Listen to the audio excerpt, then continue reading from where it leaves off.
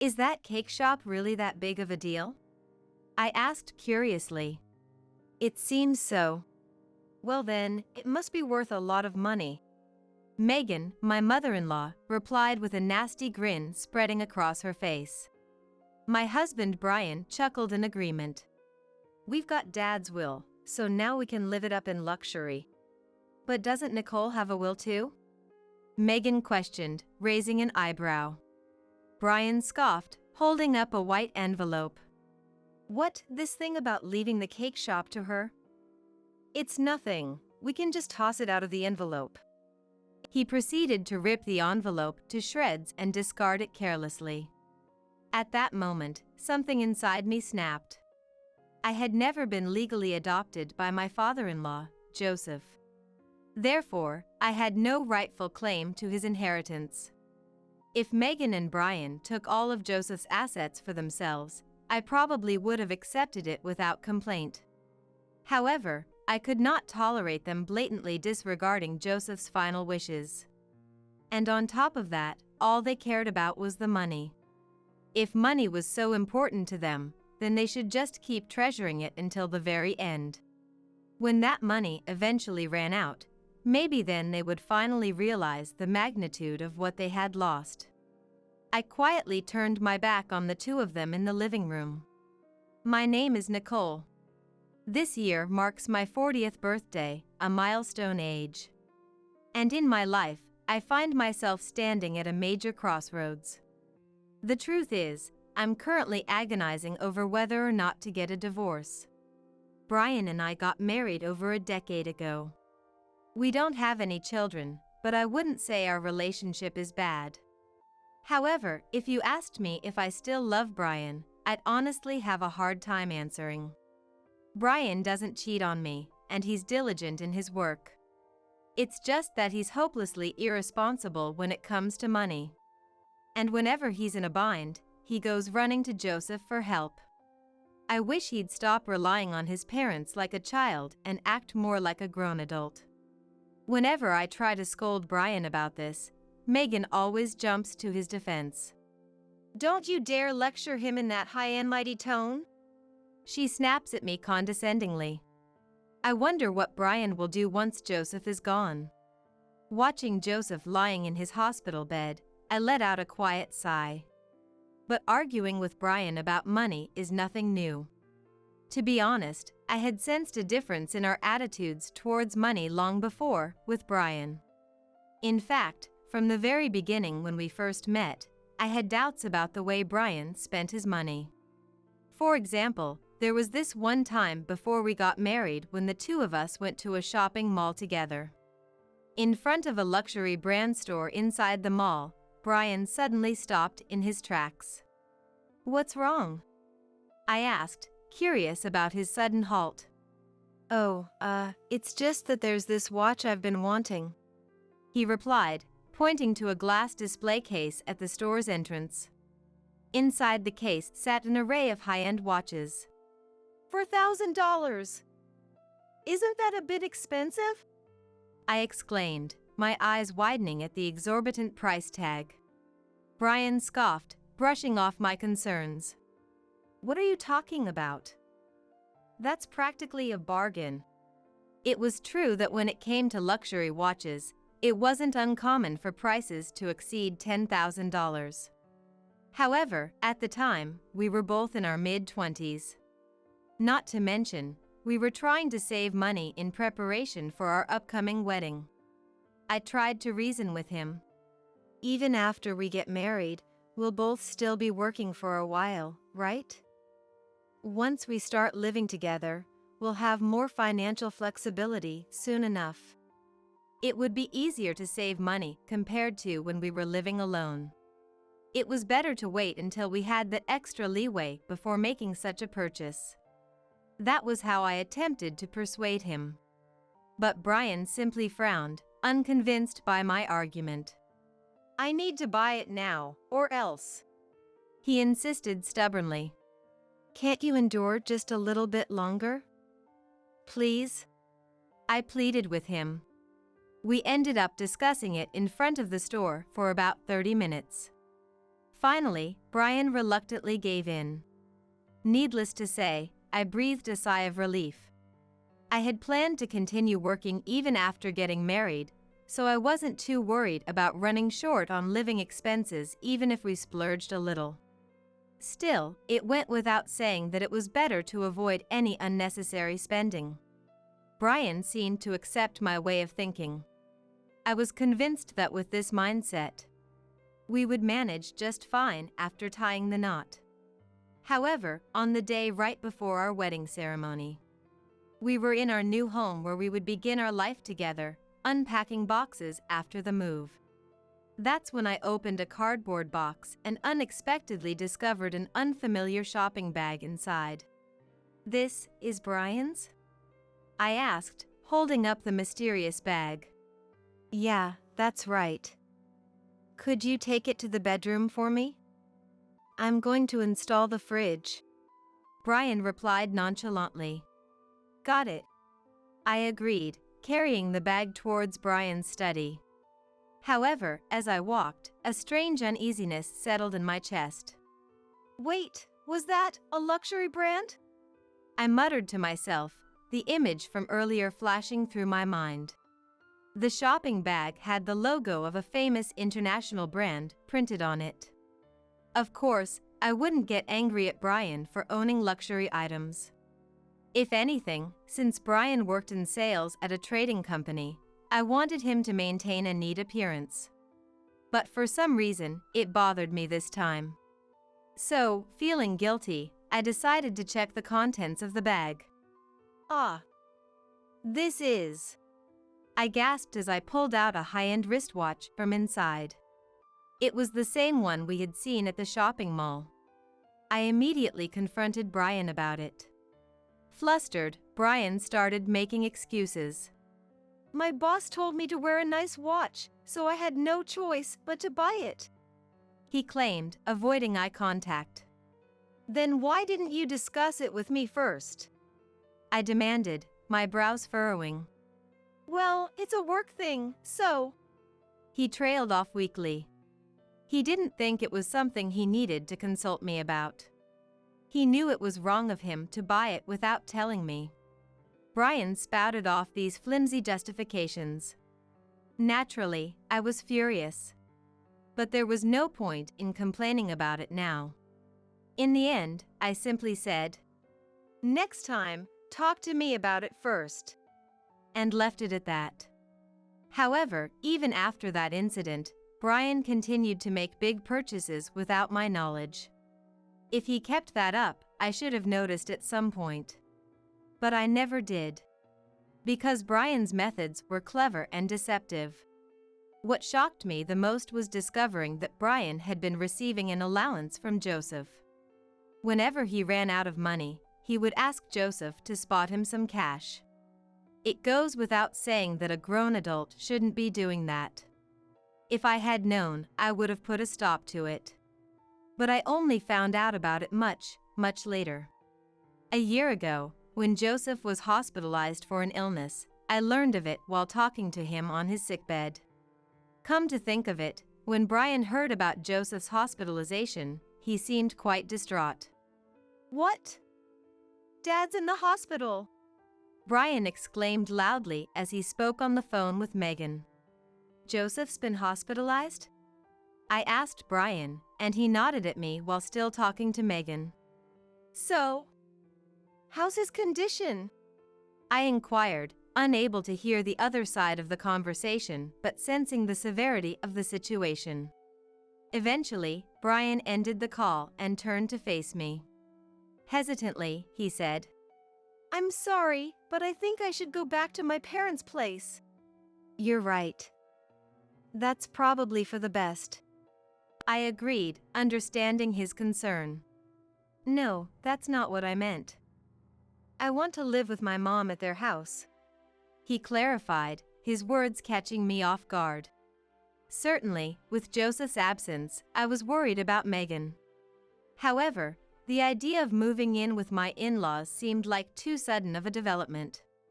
As I silently pondered what to do, Brian began explaining his reasons for wanting to live together. Brian was the only child of his parents, so if things continued like this, Megan would end up alone. Additionally, Joseph ran a cake shop, and even while hospitalized, there would be a need to communicate with the store. But Megan had very little work experience, and it was doubtful that she could properly assist with the business. Therefore, it would be better for either Brian or me to lend a helping hand. Brian shared all of these thoughts with me. But what about work? I asked, knowing that if we both moved in with his parents, we would have no choice but to quit our jobs. That wouldn't solve the problem at hand. Just as I was thinking this, Brian continued with a smile. "It's okay. I'll put in a request for a transfer," he assured me. A transfer? "Yeah, my company has a branch office near my parents' house," he explained. The trading company Brian worked for had several branch offices throughout the country. Apparently, one of them was located close to his parents' home. If he transferred there, he wouldn't have to quit his job. Brian shared this information with me. But it's impossible for me, I pointed out. "Right. Your company is..." He trailed off, realizing the predicament. My company only had the headquarters where I currently worked. His parents' house was too far away for me to commute. That being said, Joseph had always been kind to me from the moment we first met. I wanted to repay his kindness before it was too late, and I regretted not doing so. After much contemplation, I made the decision to quit my job. Brian, on the other hand, submitted a transfer request to his company. Fortunately, his transfer to the branch office near his parents' house was approved. Meanwhile, I left my job and began helping out Joseph. That's when Joseph said something unexpected to me. "Nicole, if you're interested, how about becoming an employee at our company?" What? Me? I asked, taken aback by his offer. "Yeah, it wouldn't be right to have you work without pay. If you become an employee, I can give you a salary," he explained with a warm smile. It was an offer too good to pass up. I immediately accepted his proposal. Subsequently, I was hired as a mid-career employee at Joseph's cake shop. Megan wasn't too thrilled about the idea, but when I told her I would take care of Joseph, she reluctantly nodded in agreement. And so, I embarked on a new beginning at Joseph's cake shop. Once I started working there, I realized it was an even better workplace than I had imagined. There were talented pastry chefs and many kind-hearted individuals. The cake shop is such a wonderful place. "Why didn't you take over the business, Brian?" I asked him shortly after I began working there. Logically, Brian should have been the successor. However, he had chosen to work for a trading company instead. Apparently, he had no intention of inheriting the cake shop. It was something we had discussed before getting married, but actually working there made me wonder why he didn't want to take over the store. "The cake shop isn't cool at all. It doesn't seem to make much money either," Brian remarked nonchalantly. What? Not cool? Not profitable? I couldn't believe what I was hearing. "Yeah, I've been to the store a few times, but there are hardly any customers," he continued, but I couldn't process the rest of his words. In essence, his reasons seemed to be that the shop wasn't stylish enough and didn't appear to be lucrative. I couldn't believe he thought of Joseph's work in such a way. I felt my affection for Brian instantly grow cold. This incident occurred about a year ago.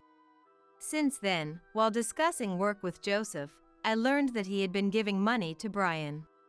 However, Joseph added that it was an old story. When I asked him how long ago it was, Joseph simply laughed.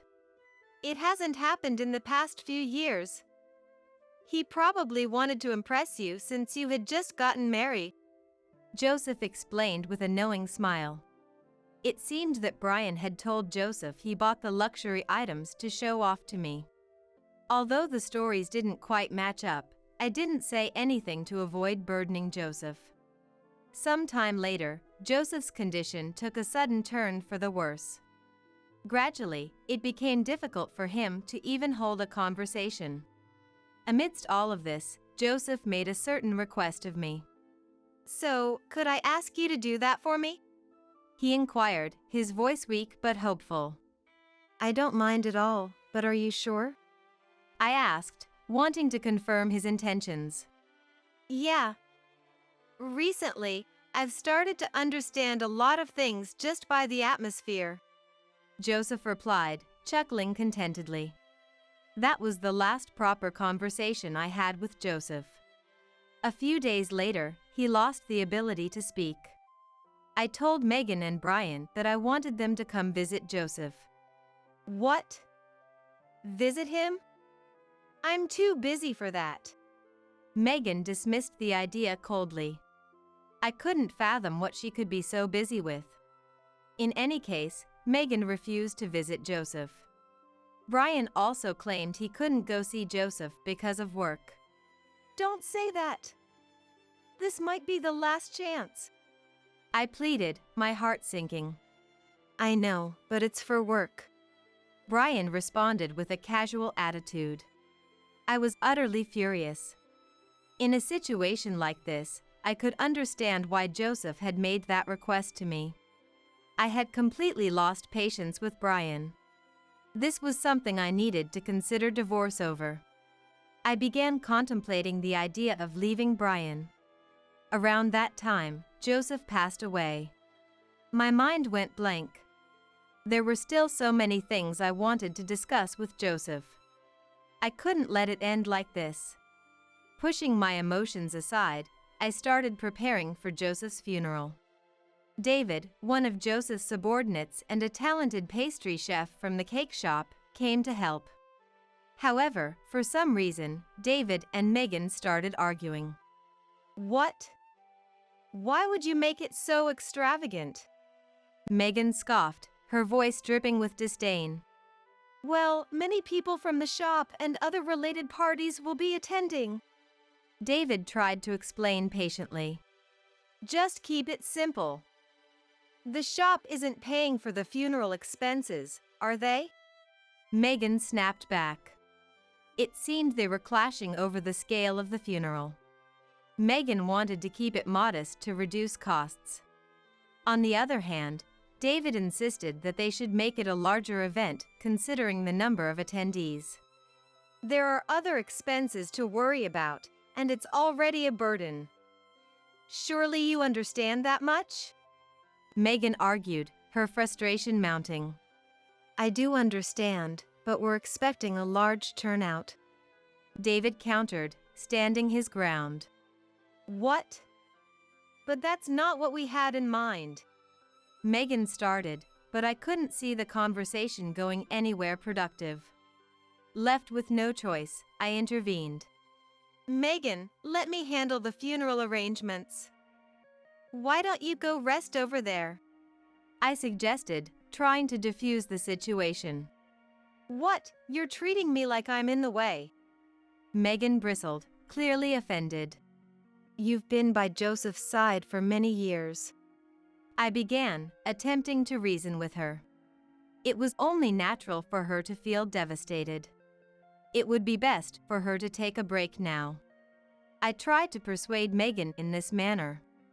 In response, Megan turned to me with an irritated expression and declared, Do whatever you want.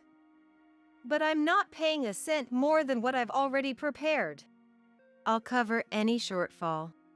I reassured her, hoping to ease the tension. Megan simply snorted in response. Brian, who was standing next to her, tried to calm Megan down while addressing me. Sorry, but can I leave that side of things to you? I'll take care of Mom. It was more convenient for me that way as well. With that in mind, I entrusted Megan to Brian's care. From then on, David and I proceeded with the funeral preparations. Thanks to our efforts, we were able to hold a dignified funeral ceremony. However, the decision to make the funeral a larger affair ended up backfiring. In addition to those related to the cake shop, many other people attended the funeral. Among them were individuals from local businesses and even politicians. Megan and Brian were taken aback by the sight of the attendees. As the funeral drew to a close, Brian approached me with a question. "Hey, was Dad actually famous or something?" he asked, his brows furrowed in confusion. Joseph was beloved by many people. And of course, the cake shop is well known too, I explained, a sad smile on my lips. "I see. I had no idea," Brian murmured, his shoulders slumping slightly. He seemed a bit dejected. Perhaps he had finally realized his father's greatness. If he truly felt that way, maybe I wouldn't need to go through with the divorce after all. With these thoughts swirling in my mind, I mourned the loss of Joseph. The day after the funeral, I headed to the cake shop to retrieve Joseph's belongings. At home, Megan and Brian were busy cleaning up after the funeral. When I returned, I would need to help out as well. Thinking this, I hurried back home. "I'm back," I called out as I entered the house. But there was no response. Wondering what was going on, I made my way to the living room. That's when I overheard Megan and Brian's conversation coming from the room. "There were some famous people among the attendees, weren't there?" Megan remarked, a hint of surprise in her voice. "Yeah, I was shocked to see the department head of one of our major client companies there," Brian replied with a sigh. Meanwhile, Megan continued with a frown. "Could it be that the cake shop is actually a big deal?" "It seems so," Brian agreed, nodding his head. "Well then, it must be worth a lot of money," Megan said, a nasty grin spreading across her face. Brian responded with a smile of his own. "We've already got Dad's will, so we can live a life of luxury from now on," he declared, a gleam in his eye. "But doesn't Nicole have a will too?" Megan asked, raising an eyebrow. "What, this will about leaving the cake shop to her? This thing, we can just toss it out of the envelope," Brian scoffed, ripping the white envelope he held in his hands and discarding it. In that instant, something inside me snapped. I had never been legally adopted by Joseph. Therefore, I had no rightful claim to his inheritance. If Megan and Brian took all of Joseph's assets for themselves, I probably would have accepted it without complaint. However, I could not tolerate them blatantly disregarding Joseph's final wishes. And on top of that, all they cared about was the money. If money was so important to them, then they should just keep treasuring it until the very end. When that money eventually ran out, maybe then they would finally realize the magnitude of what they had lost. I quietly turned my back on the two of them in the living room. I headed straight to my own room. Making sure not to alert Megan and Brian, I discreetly gathered my belongings. Well, I only packed a few days' worth of clothes into a bag. Then, I placed the pre-filled divorce application and a memo that I had prepared a while ago on the table. "This is goodbye," I whispered softly before quietly leaving the house. I made my way directly to a nearby cafe. There, I searched for a short-term apartment rental in the area. Luckily, I found a vacant room just a 10-minute drive away. Judging from what Megan and Brian had discussed, I might have to quit working at the cake shop. Even so, thanks to Joseph, I had some savings. I wouldn't have to worry about making ends meet for the time being. Moreover, the room I found was available for immediate move-in. So, I signed the lease on the spot. The following day, I moved into the apartment I had rented. First, I needed to get Brian to agree to the divorce. My revenge on the two of them would come later. Plus, I had to carry out what Joseph had entrusted me with. "Joseph, leave it to me," I murmured, steeling my resolve. I was contemplating the timing of when to go retrieve the rest of my belongings, when I suddenly noticed several missed calls on my smartphone. There were about 30 calls in total from Megan and Brian. The calls were concentrated within the past few hours.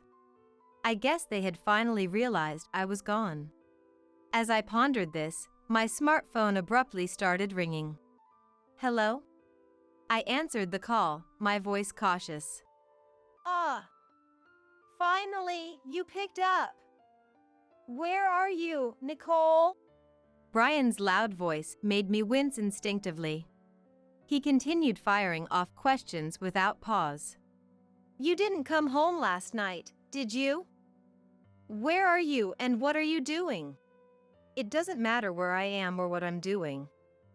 We're getting a divorce, after all. I replied curtly. What? A divorce? Brian sounded genuinely shocked. That's right. I left a memo saying I wanted a divorce, remember? I placed it on the table along with the divorce application. I explained, my tone matter of fact. I could hear the sound of him rushing around on the other end of the line. Before long, Brian's high-pitched voice rang out in disbelief. What the hell is this? It's exactly what it looks like. I've had enough of you only caring about money, I stated bluntly. I'm not. It's not like that. Brian stammered, trying to make excuses. However, he was mumbling and I couldn't quite make out his words. What? You can't say it clearly because you're feeling guilty? I pressed, my patience wearing thin. No. What about you, huh? He retorted, his voice growing defensive. What about me? I shot back, my brows furrowing. Brian's breathing grew heavier as he continued accusingly. You're saying all this, but you actually went to your lover's place, didn't you? Huh?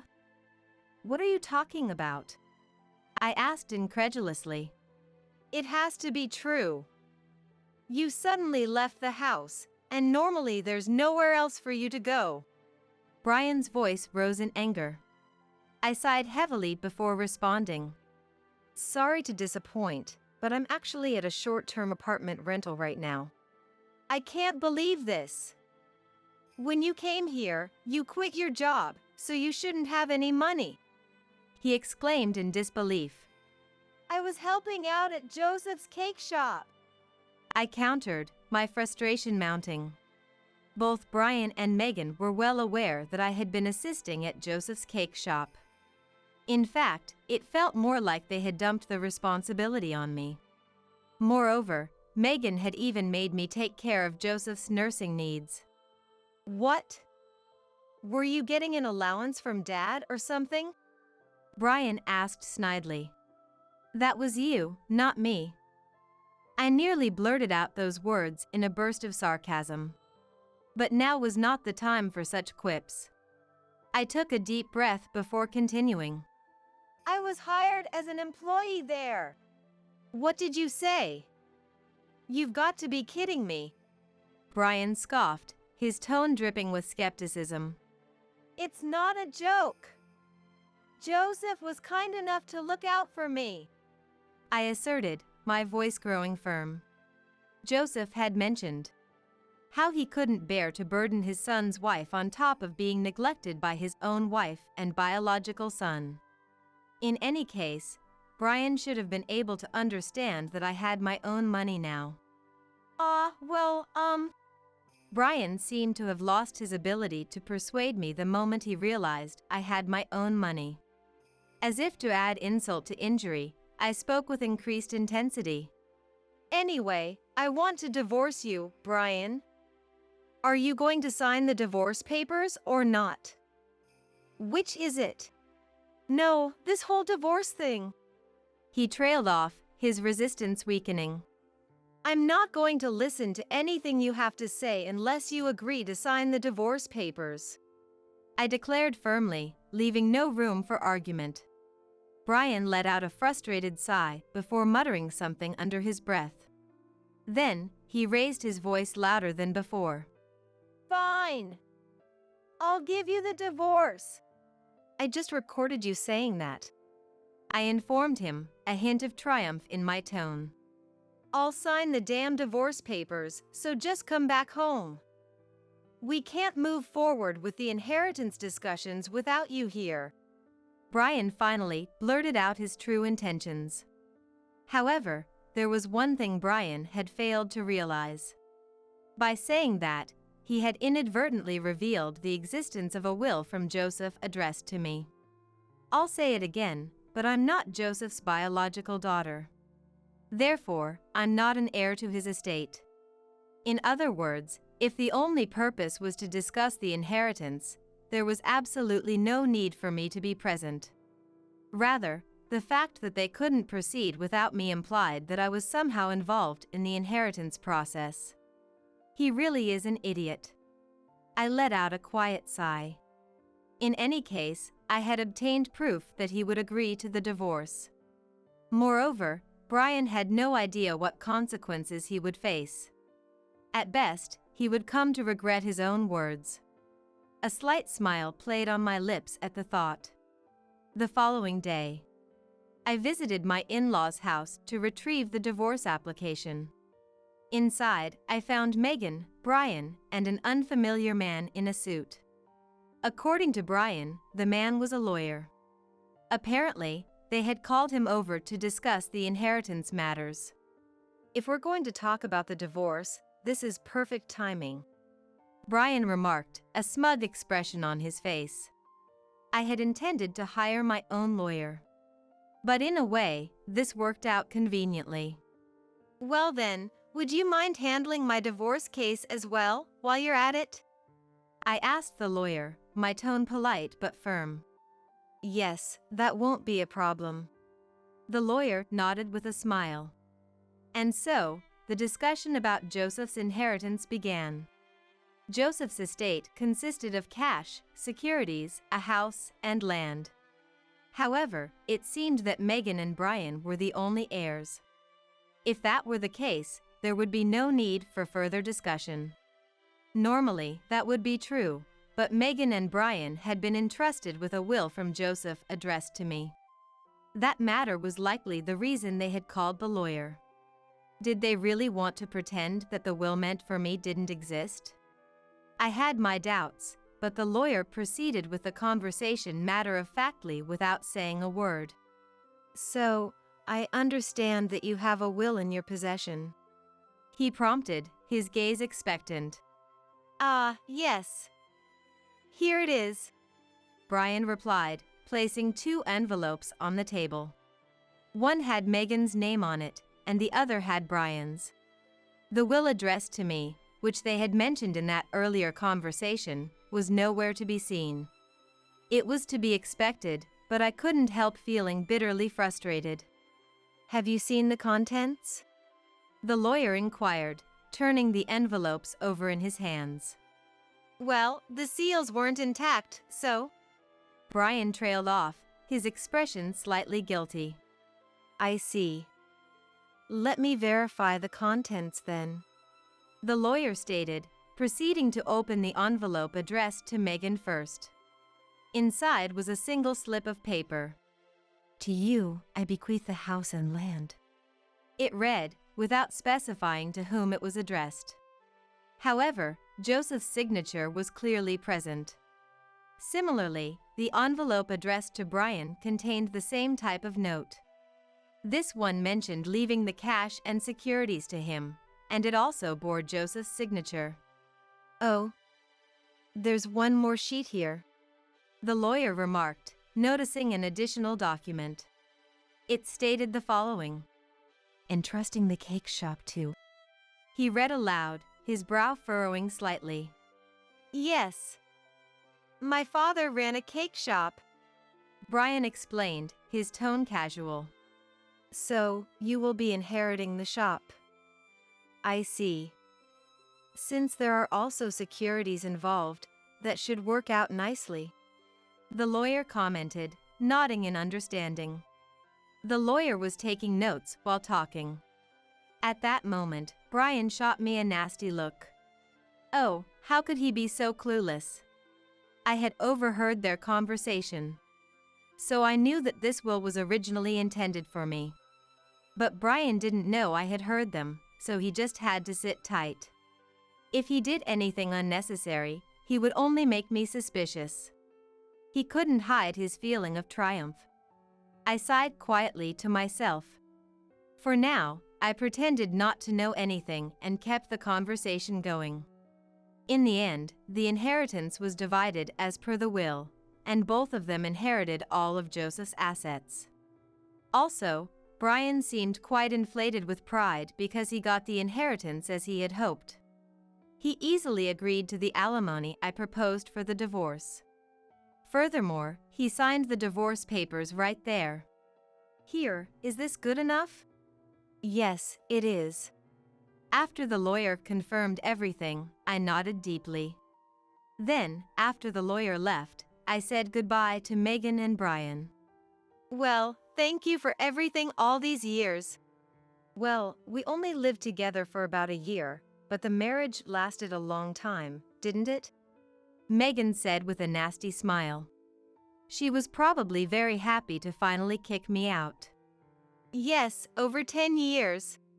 So, what are you going to do now? Yes, I'll continue working. I have a lot to do. As soon as I said that, Megan looked surprised. Then, she laughed and said to me, "Didn't you hear?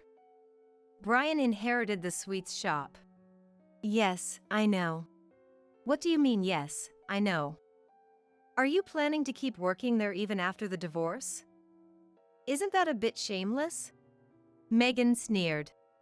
I replied firmly. It's okay. My job isn't there. What? Not there? Joseph also ran a confectionery company. Megan and Brian were surprised by my words. Actually, Joseph had run two businesses. One was the old sweets shop that Megan and Brian knew. And the other was a confectionery company, a factory that produced sweets. It had a big factory in the area with a considerable number of employees. Moreover, recently, Joseph had been focusing on the confectionery company, and David was mainly running the sweets shop. I was hired by the confectionery company.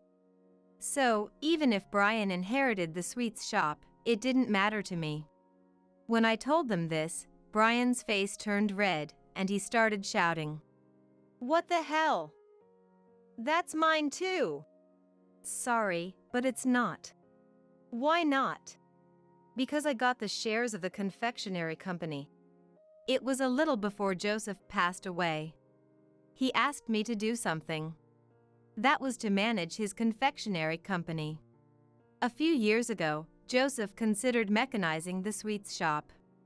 He thought about introducing some machines into the production process and keeping the shop running as it was. But David advised him that if he was going to partially mechanize, it would be better to develop new products that could be fully machine-produced.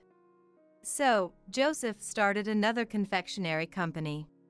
He separated the machine-producible products from the others, creating different products for the confectionery company and the shop. This strategy turned out to be a huge hit. The confectionery company grew rapidly. Meanwhile, Joseph also focused on developing collaboration products, drawing attention to the traditional sweets shop. As a result, Joseph's businesses became highly regarded in the local community. But you two didn't care at all. That's why Joseph left it to me. Why you? Megan started to get red-faced with anger. If you had visited Joseph in the hospital, maybe you would have left the company to you. Seeing Megan biting her lip in frustration made me smile a little. This was Joseph's revenge. As I thought about that, Brian suddenly approached me. Hey, Nicole. Let's get back together. What? Why? Dad collaborated with the sweets shop, didn't he? So, we should work together as a couple again. It would be better for us to cooperate as a married couple. Joseph would have wanted that too. Brian rambled on like that. But it was far too convenient now. No way. The divorce is settled. There's no going back. But, Dad, oh, wait, look at this. Look at this. Brian grabbed the will from earlier. Then, showing it to me, he continued. This will that says to leave the sweets shop to you was actually meant for you. I never expected him to confess to forging the will himself. I was amazed at how pathetic Brian looked. When I couldn't say anything, Brian spoke up. See? It's a good deal, Nicole. I'll make you an executive, no, the president of the sweets shop. Do you even understand what you're saying? Forging a will is a crime. In this case, is it forgery or alteration? I'm not sure what specific crime it falls under. But just hiding a will is a crime in itself. In any case, what Megan and Brian did is illegal. Megan seemed to understand this and was just silently troubled on her own. On the other hand, Brian didn't care at all. He desperately tried to convince me that he wasn't in the wrong. I didn't exactly fake it. The will didn't have a name written on it. Then it's not clear if it was meant for me either. No, it was in an envelope with your name on it, and saw Brian tear up that envelope, so I believe his actions count as destroying the will. Even for that alone, Brian should be disqualified from inheritance. At least that's what I think. But explaining this to Brian wouldn't make him understand. So, I decided to explain it in a way he could grasp. I pulled out a copy of a certain document from my bag. Placing it in front of Brian and Megan, I declared, "This is a copy of Joseph's real will." What? The real will? Actually, Joseph had entrusted his will to me. It's a formal document, complete with dates and signatures.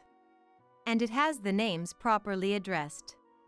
However, as long as there are no contradictions with the newer will, the older one can still be valid. The only contradiction with the will I have is about the sweets shop. In my will, it's written like this. The sweets shop is bequeathed to David. I'll contact the lawyer from earlier about this. What? Then why did Dad leave this one?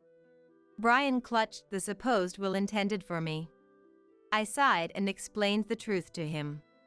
That's not the sweets shop, but our company.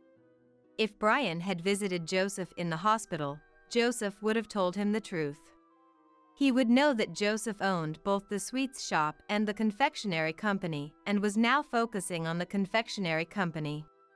If he understood that, he could have figured out whether he was to be entrusted with the sweets shop or our company.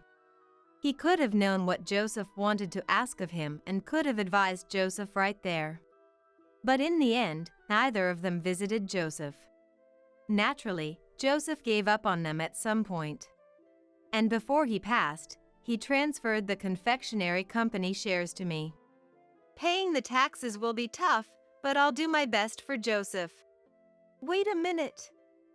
So, I get nothing? That's right, you both might be disqualified from the inheritance. I responded with a smile. I didn't mind at all. Besides, Joseph had already outlined what to do if they couldn't inherit.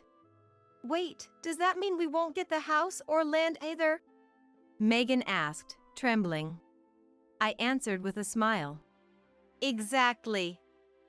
The house, land, and all the cash are to be donated. No way! Megan collapsed in tears on the spot. Brian was already in a state of shock. He couldn't say anything, just let out a dry laugh. Ignoring them, I called the lawyer. After that, I informed the lawyer about the other will. I also reported that Megan and Brian tried to take my share of the will. I don't know what happened next. I left everything to the lawyer. All I know is that David inherited the sweets shop. And from what the lawyer told me, the house, land, and cash were all donated. Apparently, Brian ran out of money and said he couldn't pay me the alimony. So, it seems certain. In the end, Brian took a part-time job to pay the alimony. When I asked about his job, he said he quit, thinking he'd get the sweets shop. I was truly astounded by him. Why did I marry such a man? I don't understand now. Anyway, I'm glad I got divorced. Megan and Brian are now working part-time at the local factory. Meanwhile, I'm busy with the confectionery company. I can't take Joseph's company lightly. I work seriously every day. But even in my busy days, there's joy. Yeah. Today's batch is good. I taste a freshly made cookie from the factory. A gentle sweetness spreads in my mouth. It's an old-fashioned cookie. Joseph, I'll protect this flavor. I thought I'd visit Joseph's grave on my next day off. Just then, the cookie bag fell off the desk. It felt like a breeze blew through the closed office.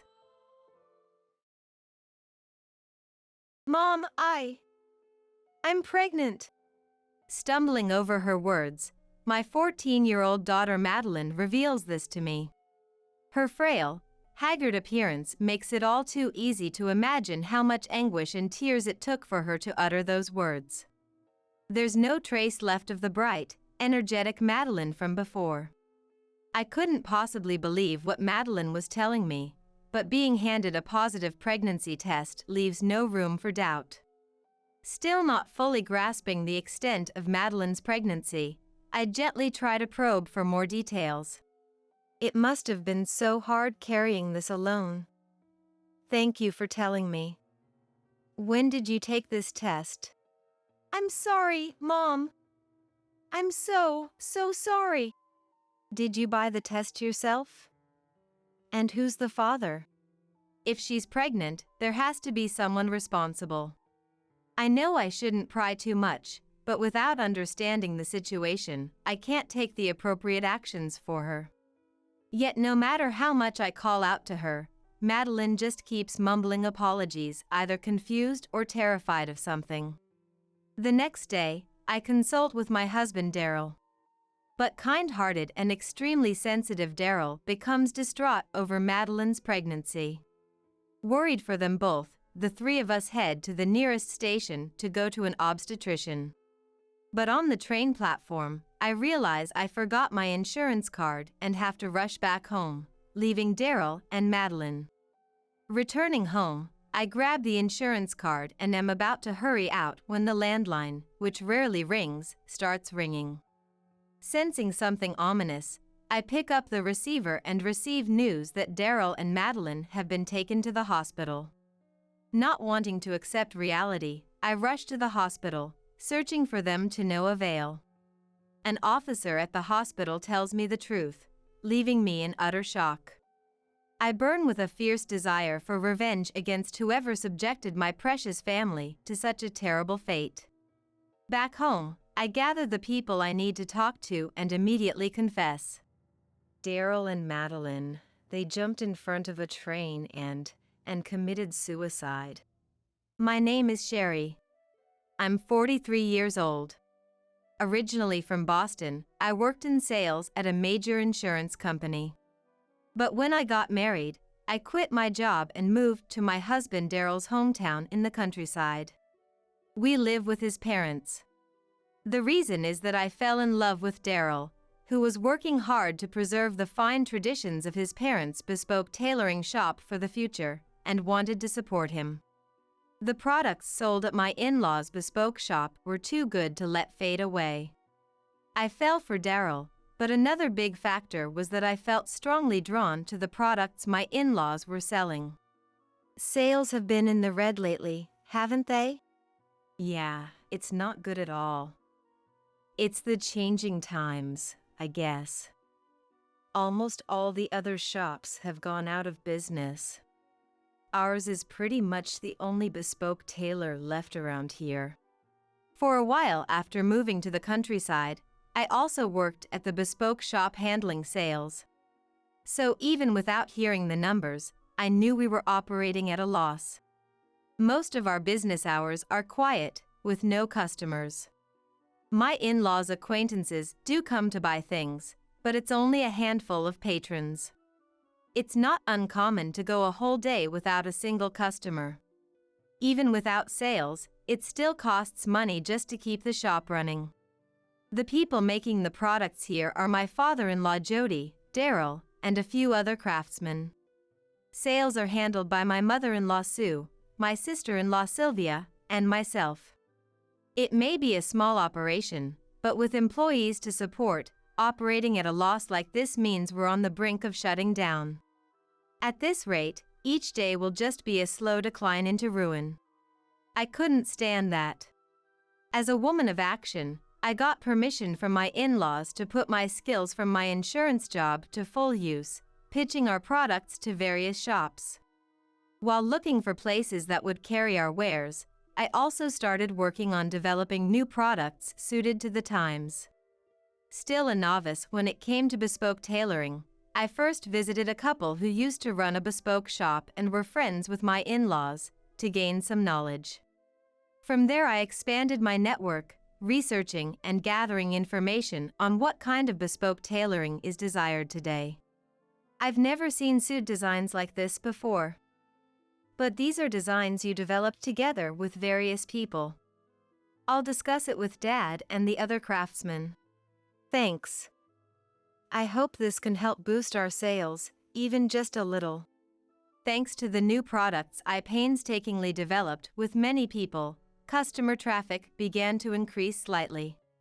After that, with the birth of my daughter Madeline, I no longer had the leeway to show my face at the shop.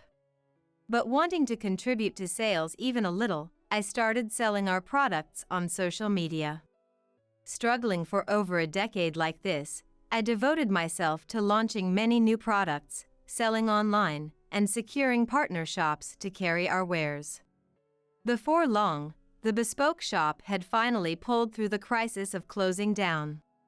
As the bespoke shop's business got on track and Daryl grew into a fine craftsman, our daughter Madeline entered middle school. At an age where she could act independently and had a solid way of thinking, I felt a bit lonely realizing my role as a parent would gradually become less necessary. But more than that, I was filled with heartwarming feelings watching Madeline enjoy her days to the fullest, smiling brightly as she devoted herself to clubs and physical activities. About a year passed smoothly, and around the time Madeline turned 14 and advanced a grade. Madeline, who had been so lively and cheerful, suddenly became gloomy. At first I thought it might be teenage rebellion, but she still obediently listened to what Daryl and I said without avoiding us, so there had to be another reason. Madeline, did something happen recently? You don't seem like yourself. It's nothing. I think I'm just a bit tired from sports. I'm going back to my room. Even when I tried to make opportunities to talk, Madeline would only say she was tired from her sports teams. She started shutting herself in her room more, and Daryl and I grew concerned. After Madeline returned to her room, leaving Daryl and I alone in the living room, I couldn't help but voice my worries to him. Why do you think she won't talk to us? Am I that unreliable? Sherry, you're a wonderful mother in my eyes. When the time is right, I'm sure she'll open up to us. I wonder if something happened at school, or... I'm just as worried as you are. Let's be patient a little longer, Sherry. Encouraged by Daryl's kind words, I resolved to take my time and be there for Madeline. It's a sensitive time, she must be feeling so alone and anxious. Maybe at her age, parents seem annoying, but my feelings for Madeline, my love for her, will never change. Wanting her to feel that, I put in my utmost effort to face Madeline and continue supporting her. Weeks later, Madeline still hadn't regained her cheerfulness. Her face seemed even more strained, as if agonizing over something, and she often lacked focus. I spent my days desperately holding back the urge to pry out of excessive concern. Mom. Madeline came to me in the living room after I finished checking social media and packaging products for online sales. It was already late at night. Normally, Madeline would be asleep in her room at this hour, but that day she came out and approached me. Maybe she was finally ready to confide her troubles. Thinking this, I shook off my sleepiness and had Madeline sit on the sofa for now. What is it, Madeline? It's okay, we have plenty of time, so take your time. Yeah. Madeline fell silent after that, seemingly at a loss for words or unable to muster the courage to speak. It felt like it had been a long time since I properly looked at Madeline face to face like this. Looking closely, there was no trace of her former energetic aura, and her complexion was poor. She often left her dinner unfinished lately and seemed to have lost some weight, so I was desperate to hear the rest of what she had to say. But I held back, knowing that pressing her now would only corner Madeline when she'd finally decided to open up. I waited patiently, gently rubbing Madeline's back. Finally, she opened her mouth heavily. Mom! I'm pregnant. What? I'm sorry. I'm so sorry. Mom! With trembling hands, Madeline took out a pregnancy test with a positive result. I was completely bewildered by this unbelievable reality. But seeing Madeline tearfully repeating apologies, I realized she must have been suffering alone with this worry for so long, and my heart ached. Madeline. It must have been so hard, keeping this to yourself. I'm sorry. I'm sorry. So, do you have any idea who? If you're pregnant, then. But no matter how I asked, Madeline only responded with sobs and apologies. I knew I shouldn't rush her, but it was difficult to plan our next steps without knowing the facts. I tried asking every question I could think of. Still, Madeline only trembled. I'm sorry. I'm so sorry. Mom, forgive me. Please don't hate me. It's okay, Madeline. I could never hate you. Madeline seemed to be crushed under the weight of what she had done, hyperventilating to the point where she couldn't give any details. It was late at night and she needed sleep to recover, so I soothed the panicking Madeline to calm her down, deciding to have her explain more at the hospital tomorrow. The next day, I woke up earlier than usual and woke Daryl. What's going on? It's so early in the morning. I'm sorry for the early wake-up call, but there's something important I need to talk to you about. It's about Madeline. As soon as Daryl realized it was about Madeline, he sat up immediately, ready to listen. I need you to stay calm when you hear this. Madeline is pregnant. I just found out in the middle of the night too. I only know the facts, but... Pregnant. You're joking, right? His disbelief was understandable. Daryl's eyes went wide, his voice and lips trembling as he forced the words out. As if to say, surely not our child. I felt the same way. I think Madeline had been agonizing over this for a while. After she told me, she kept apologizing over and over while hyperventilating. You've seen how she's been acting lately, right? Yeah. When Madeline told me, I was extremely shaken up too, all sorts of emotions threatening to explode out of me, but Daryl seemed to be taking the shock even harder than I did. I could tell he was trying his best to listen despite being upset, but it didn't feel like he was just passively taking in my words. Daryl has always been kind-hearted and sensitive by nature. Even without saying it out loud, he was probably imagining how Madeline felt, taking on damage as if it was his own. And as a father, he must have been shocked that his young daughter was pregnant. Until we get more details at the hospital, let's not say anything that might upset Madeline. We're planning to go to the OBGYN in the next town over today. I want you to come with us. Okay. I told him because I felt I couldn't hide the truth, but seeing how shaken and haggard Daryl became filled me with regret for saying anything. But I knew I was doing the right thing. Daryl must be desperately trying to process the reality of the situation. If that was the case, then I needed to take charge with a strong will. I felt bad for my in-laws, but I contacted them to let them know Madeline had suddenly fallen ill and got permission for Daryl and I to take off work. When Madeline woke up, I tried asking her again about the circumstances of her pregnancy, but couldn't get any solid information. Maybe it was hard for her to say in front of her father. With that thought, I simply gave the silent Madeline a gentle hug. As I did that, I realized our departure time was approaching and the three of us left the house.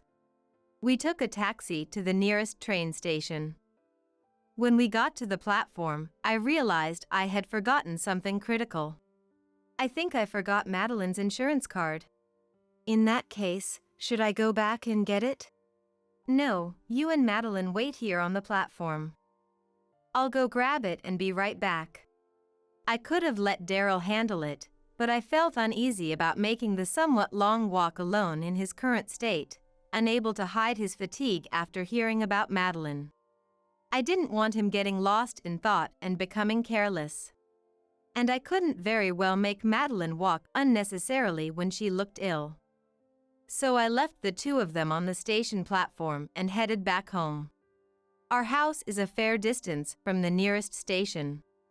If there had been a taxi at the stand outside, I would have taken one, but there wasn't a single car there at a time like this. So I decided to sprint home at full speed.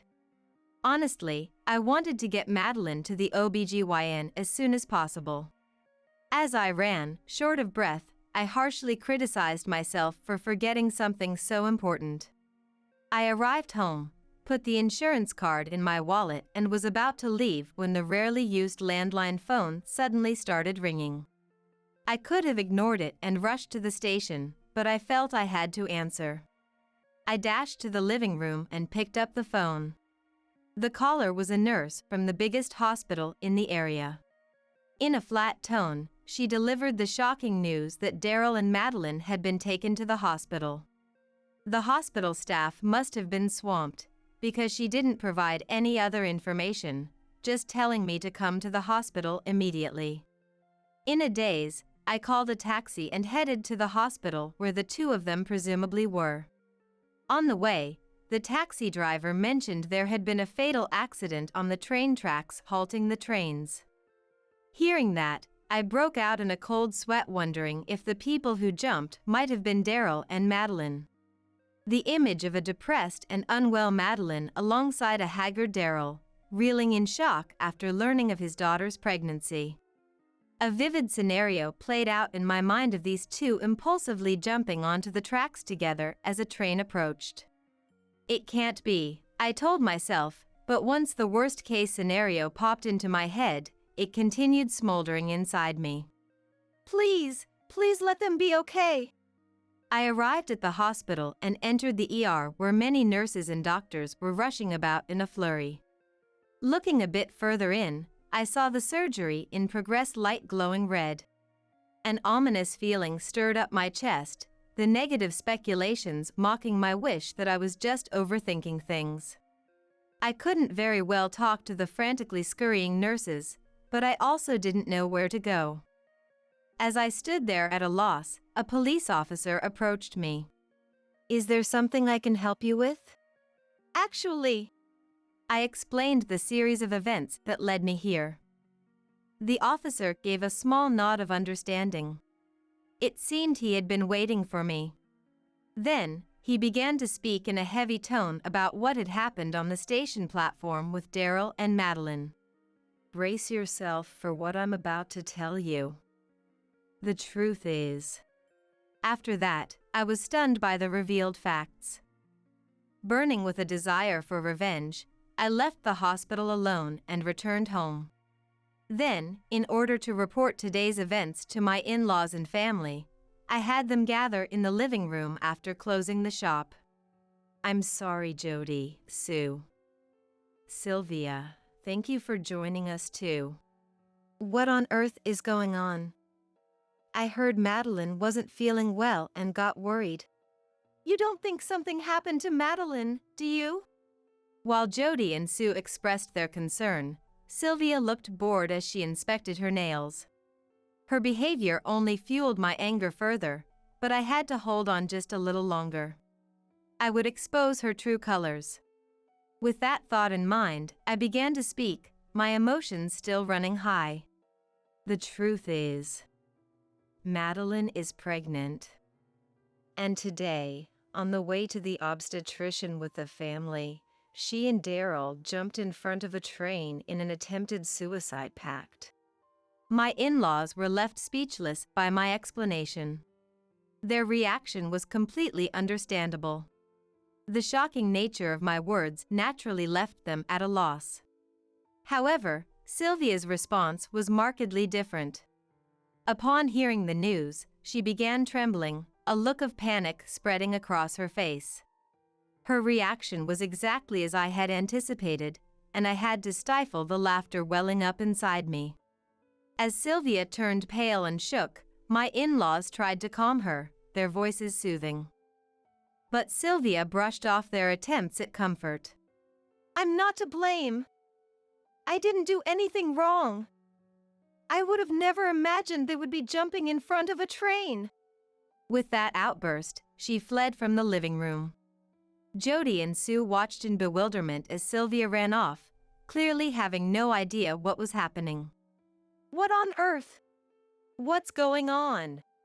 Suddenly, an ear-piercing scream rang out, prompting Jody and Sue to jump to their feet and rush out of the living room. There they found Sylvia, collapsed on the ground in shock. Standing before her were Daryl and Madeline, both leveling disgusted glares at Sylvia. How dare you treat my precious daughter so cruelly? I can't believe it. I trusted you, Auntie. We've already consulted the police about taking appropriate action. You're going to have to take responsibility for what you've done. Left behind by the rapid developments, Jody and Sue stared at me in utter confusion, clearly at a loss. Though my goal had been to expose Sylvia's misdeeds, I had still told a lie that left my in-laws reeling. Feeling the need to apologize and explain the truth, I began to recount what had really happened.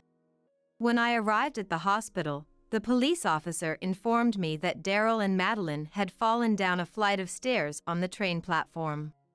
According to eyewitness reports, Madeline had stumbled on the steps, and though Daryl tried to catch her, they both ended up tumbling down. A passerby who saw the accident called for an ambulance and reported the incident to the police. Thanks to their quick action, Daryl and Madeline were rushed to the hospital within minutes of the accident occurring. Though they were both covered in bruises, their lives weren't in danger and hospitalization wouldn't be necessary, much to my relief. The officer who responded to the call was exceptionally kind. Despite having already finished processing the scene, he waited for me, a family member, to arrive at the emergency ward. You mentioned that your daughter is pregnant. With a fall like that, I'm afraid there's a possibility she may have miscarried. Oh no. I believe they're running tests now. Please, follow me. The officer led me deep into the emergency ward, where I spotted Daryl and Madeline sitting on chairs in the hallway. I broke into a run, rushing to their side. Madeline! Daryl! Thank goodness! Thank goodness you're all right. Sherry, I'm so sorry for worrying you.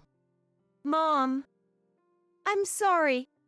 As I embraced them, I felt the warmth of their bodies and they responded to my frantic questions, bringing tears of relief to my eyes.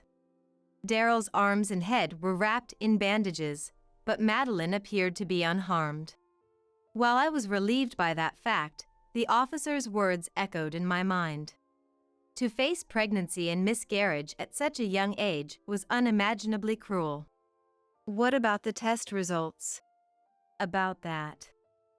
It turns out Madeline wasn't actually pregnant. What?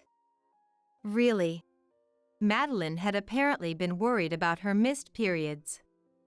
However, the doctor suggested that her young age, sleep deprivation, and stress were likely contributing factors.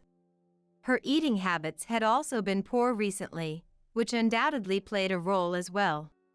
But the pregnancy test was positive. The doctor thought that was strange too.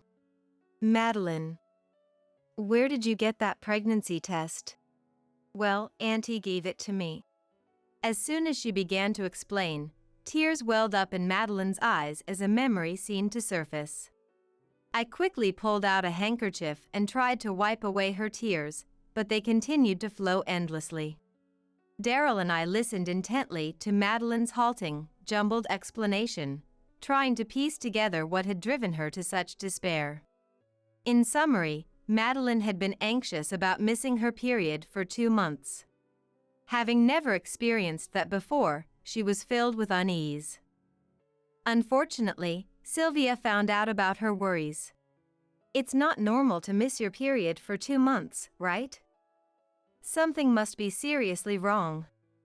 Maybe you're sick, or maybe you're pregnant. You're right. I'm really worried. Why don't you take a pregnancy test, just to be sure? I have a few on hand. But I haven't done anything that would get me pregnant. Well, it doesn't hurt to check. Come on, it'll only take a minute. Overwhelmed by Sylvia's forcefulness, Madeline found herself unable to refuse and reluctantly took the test. And the result was positive. Despite not having engaged in any activities that could lead to pregnancy, Madeline was baffled by the test results and went to Sylvia for advice.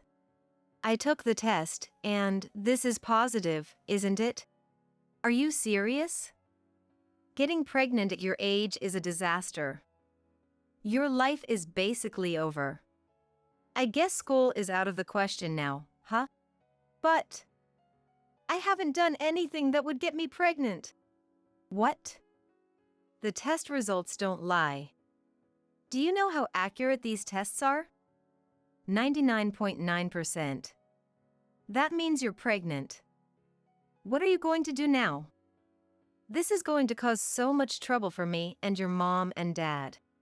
Oh no! What should I do, Auntie? Though Madeline insisted she had done nothing wrong, Sylvia declared that the test results were absolute. Her expression turned terrifying as she berated Madeline. Panicking and at a loss for what to do, Madeline turned to Sylvia for help. But Sylvia just glared at her with utter revulsion, brushing off her pleas. Getting pregnant in middle school? What is wrong with you? That's disgusting. I can't believe you do something like that when you're so young. You're acting like a total slut. What? You can't even support yourself, and now you're pregnant? This is a serious crime, you know. We've worked so hard to get the store back on its feet, and now your baby is going to ruin everything and maybe even force us to close down. I will never forgive you if that happens. You better figure this out. Rather than providing Madeline with accurate information, Sylvia did nothing but stoke her fears before storming off, leaving Madeline alone to deal with the fallout. Abandoned and directionless, Madeline didn't know what to do. She wanted to reach out for help, but Sylvia's cruel words haunted her, paralyzing her. Madeline was terrified that her own parents, the ultimate authority figures in her life, would react the same way Sylvia had. Unable to voice her fears, she bottled everything up, heaping her troubles to herself. With no friends to confide in, Madeline was left to bear the crushing weight of a potential pregnancy all alone. The emotional strain sapped her energy, robbed her of sleep, and stole her appetite. In fact, it was sleep deprivation and malnourishment that caused the dizziness that sent Madeline tumbling down those fateful stairs. By the time Madeline finished her story, her face was a mess of tears and snot. No child should have to shoulder such a terrible burden alone. I pulled Madeline into a tight embrace. Daryl, having heard everything, was crying too. For a long while, the three of us just held each other. Madeline, I'm so sorry you had to go through that. I'm sorry I didn't notice. Me too. I'm sorry, Madeline. No, it's okay. I could feel you both supporting me, even if I didn't say anything. So, it's not your fault. As we hugged, I noticed Madeline was still crying, her body trembling. It seemed the incident had left her traumatized, and my heart ached for her. I couldn't forgive Sylvia for putting my child through such an ordeal. I told Daryl and Madeline to come home once they had calmed down a bit, then left the hospital on my own. After hearing the whole story, my in-laws turned to face Sylvia, their faces flushed with anger. Sylvia, finding herself without allies, glanced around nervously as she searched for words. About that pregnancy test you gave Madeline. Could it have been a fake? I did some research and found out there are novelty tests designed to always show a positive result. They're mostly sold online. Did you know that? I don't know anything about that. I've never heard of such a thing. Well then, you won't mind showing us your purchase history, right? Why should I have to show you what's on my phone? No way! I'm not letting you snoop through my stuff. If you really didn't know, you wouldn't be so defensive. And you just said you never would have thought to do something like that, didn't you? Sounds to me like you're admitting guilt. I'm telling you, I don't know. Sylvia tried to stand up and run away, but Jody grabbed her and demanded to see her purchase history. It seemed like she couldn't resist anymore. Then, Sylvia, resigned, threw the smartphone screen showing the purchase history towards me. I knew it. The screen displayed the record of a pregnancy test kit purchased as a prank. It was clear evidence of what Sylvia had done. Unable to hide it any longer, Sylvia confessed everything. Yes, I did it all. From the start, I couldn't stand Sherry acting all high and mighty after suddenly showing up. So, when I found out about Madeline's irregular periods, I just thought I'd mess with her a little. It was just a joke. Why are you all ganging up on me and complaining? Sylvia's confession revealed her selfish motives. The fact that I had contributed to Custom Tailor's sales and turned the business around. Moreover, through sales activities, I had become friendly with the neighbors and gained more acquaintances. From Sylvia's perspective, it seemed she didn't like that I was getting along better with everyone than she was. Unlike me, who always takes action and tries to interact with people, Sylvia had a passive personality. She had beautiful features and was recognized as a beauty by everyone. That's why Sylvia, who took pride in it, believed that others should always approach her first. She was friendly to those who did something for her, but cold to those who didn't do anything in particular. I think that's where the difference in our popularity stemmed from. What the heck? Just because you're a little good at sales, you're getting carried away. I bet you just asked people for favors, sucked up to them, and got them to praise you. Everyone keeps going on about Sherry, even though you're uglier than me. Hey! How can you say that to Sherry? Sherry has been working hard for our store, desperately coming up with new products and finding sales leads, sacrificing even her sleep. What have you been doing in the meantime? It's all right, Daryl, that's enough. I was furious at Sylvia's words, but this was in front of Madeline. I didn't want to show her a scene of us fighting with foul language. Perhaps sensing that, Daryl suppressed his anger and looked towards the front door. We've called the police too, so we absolutely won't forgive you. There's no need to make such a big deal out of it. Can't you take a joke? I can't believe this. Sylvia, who was taken away by Daryl, was being questioned by the police officer who had rushed over after Daryl's call, while loudly complaining. The officer was different from the one at the hospital, but it seemed like he had been briefed well and had a general grasp of the situation. Perhaps Sylvia was a little intimidated in front of the officer, or maybe she judged that it was better to tell the truth without hiding anything in order to be released quickly, but she honestly admitted the facts. Her tone was very light. Until the very end. It was just meant to be a little joke.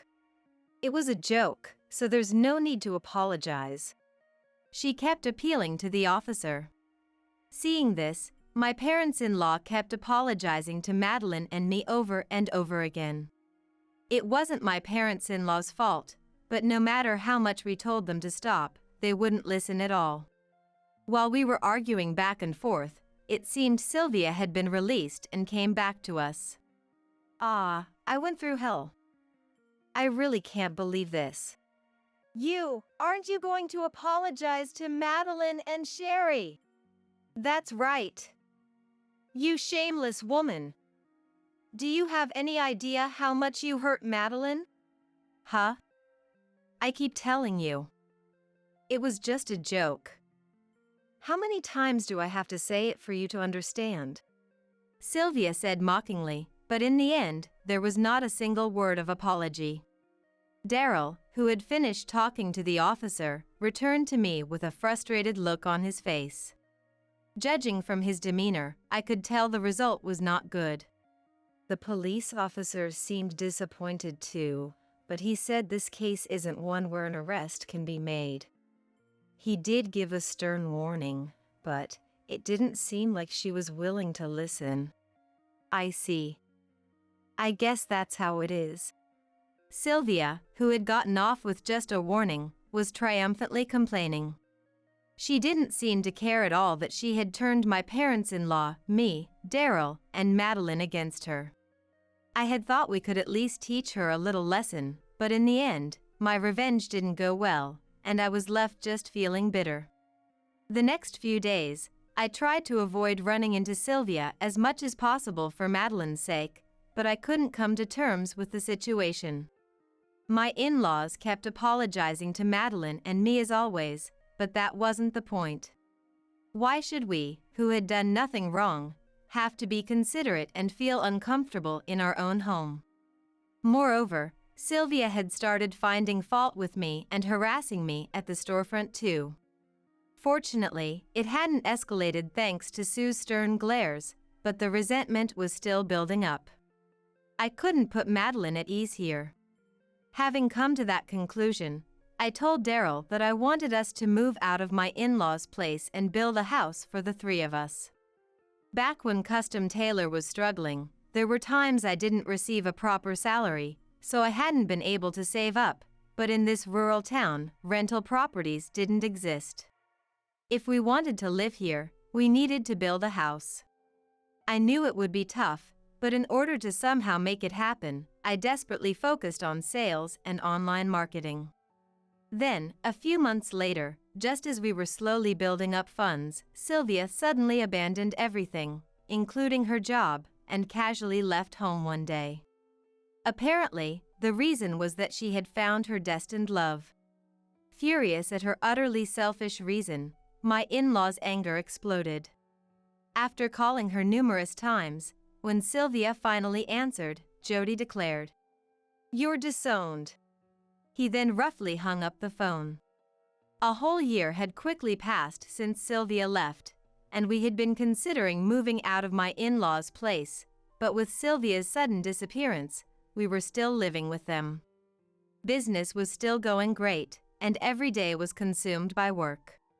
I had almost completely forgotten about Sylvia's existence. Then, one evening, the house phone rang. Wondering who it could be at this hour, I watched as Jody, who was nearby, answered the call. Picking up the receiver, Jody let out a big sigh and furrowed his brow. "Hey! The house is gone! What's going on?" Hearing the familiar loud voice leaking out from the phone, Daryl and I, who were there, exchanged surprised looks. We had never dreamed that Sylvia would call. But Jody had a calm demeanor, as if he had known a call would come someday. We sold the house a long time ago. Huh? I never heard about that. Tell me where you moved. Why would I tell you? You're no longer a part of our lives. In fact, about 6 months after Sylvia left, we had moved to the city. It was my in-laws who had suggested it. I didn't know the full circumstances, but there was no way someone with Sylvia's personality could live harmoniously with a man. My in-laws had been wary that someday, Sylvia would be kicked out and come back in a pinch. What are you saying? The store. You have the store, don't you? You'll be in trouble if I don't take it over for you. I haven't forgiven you for calling custom tailors' work outdated and a garbage business. I'd rather close the store than have you take over. Jody was so enraged like I had never seen before. Just like Daryl, he was usually gentle, and I had rarely seen him angry.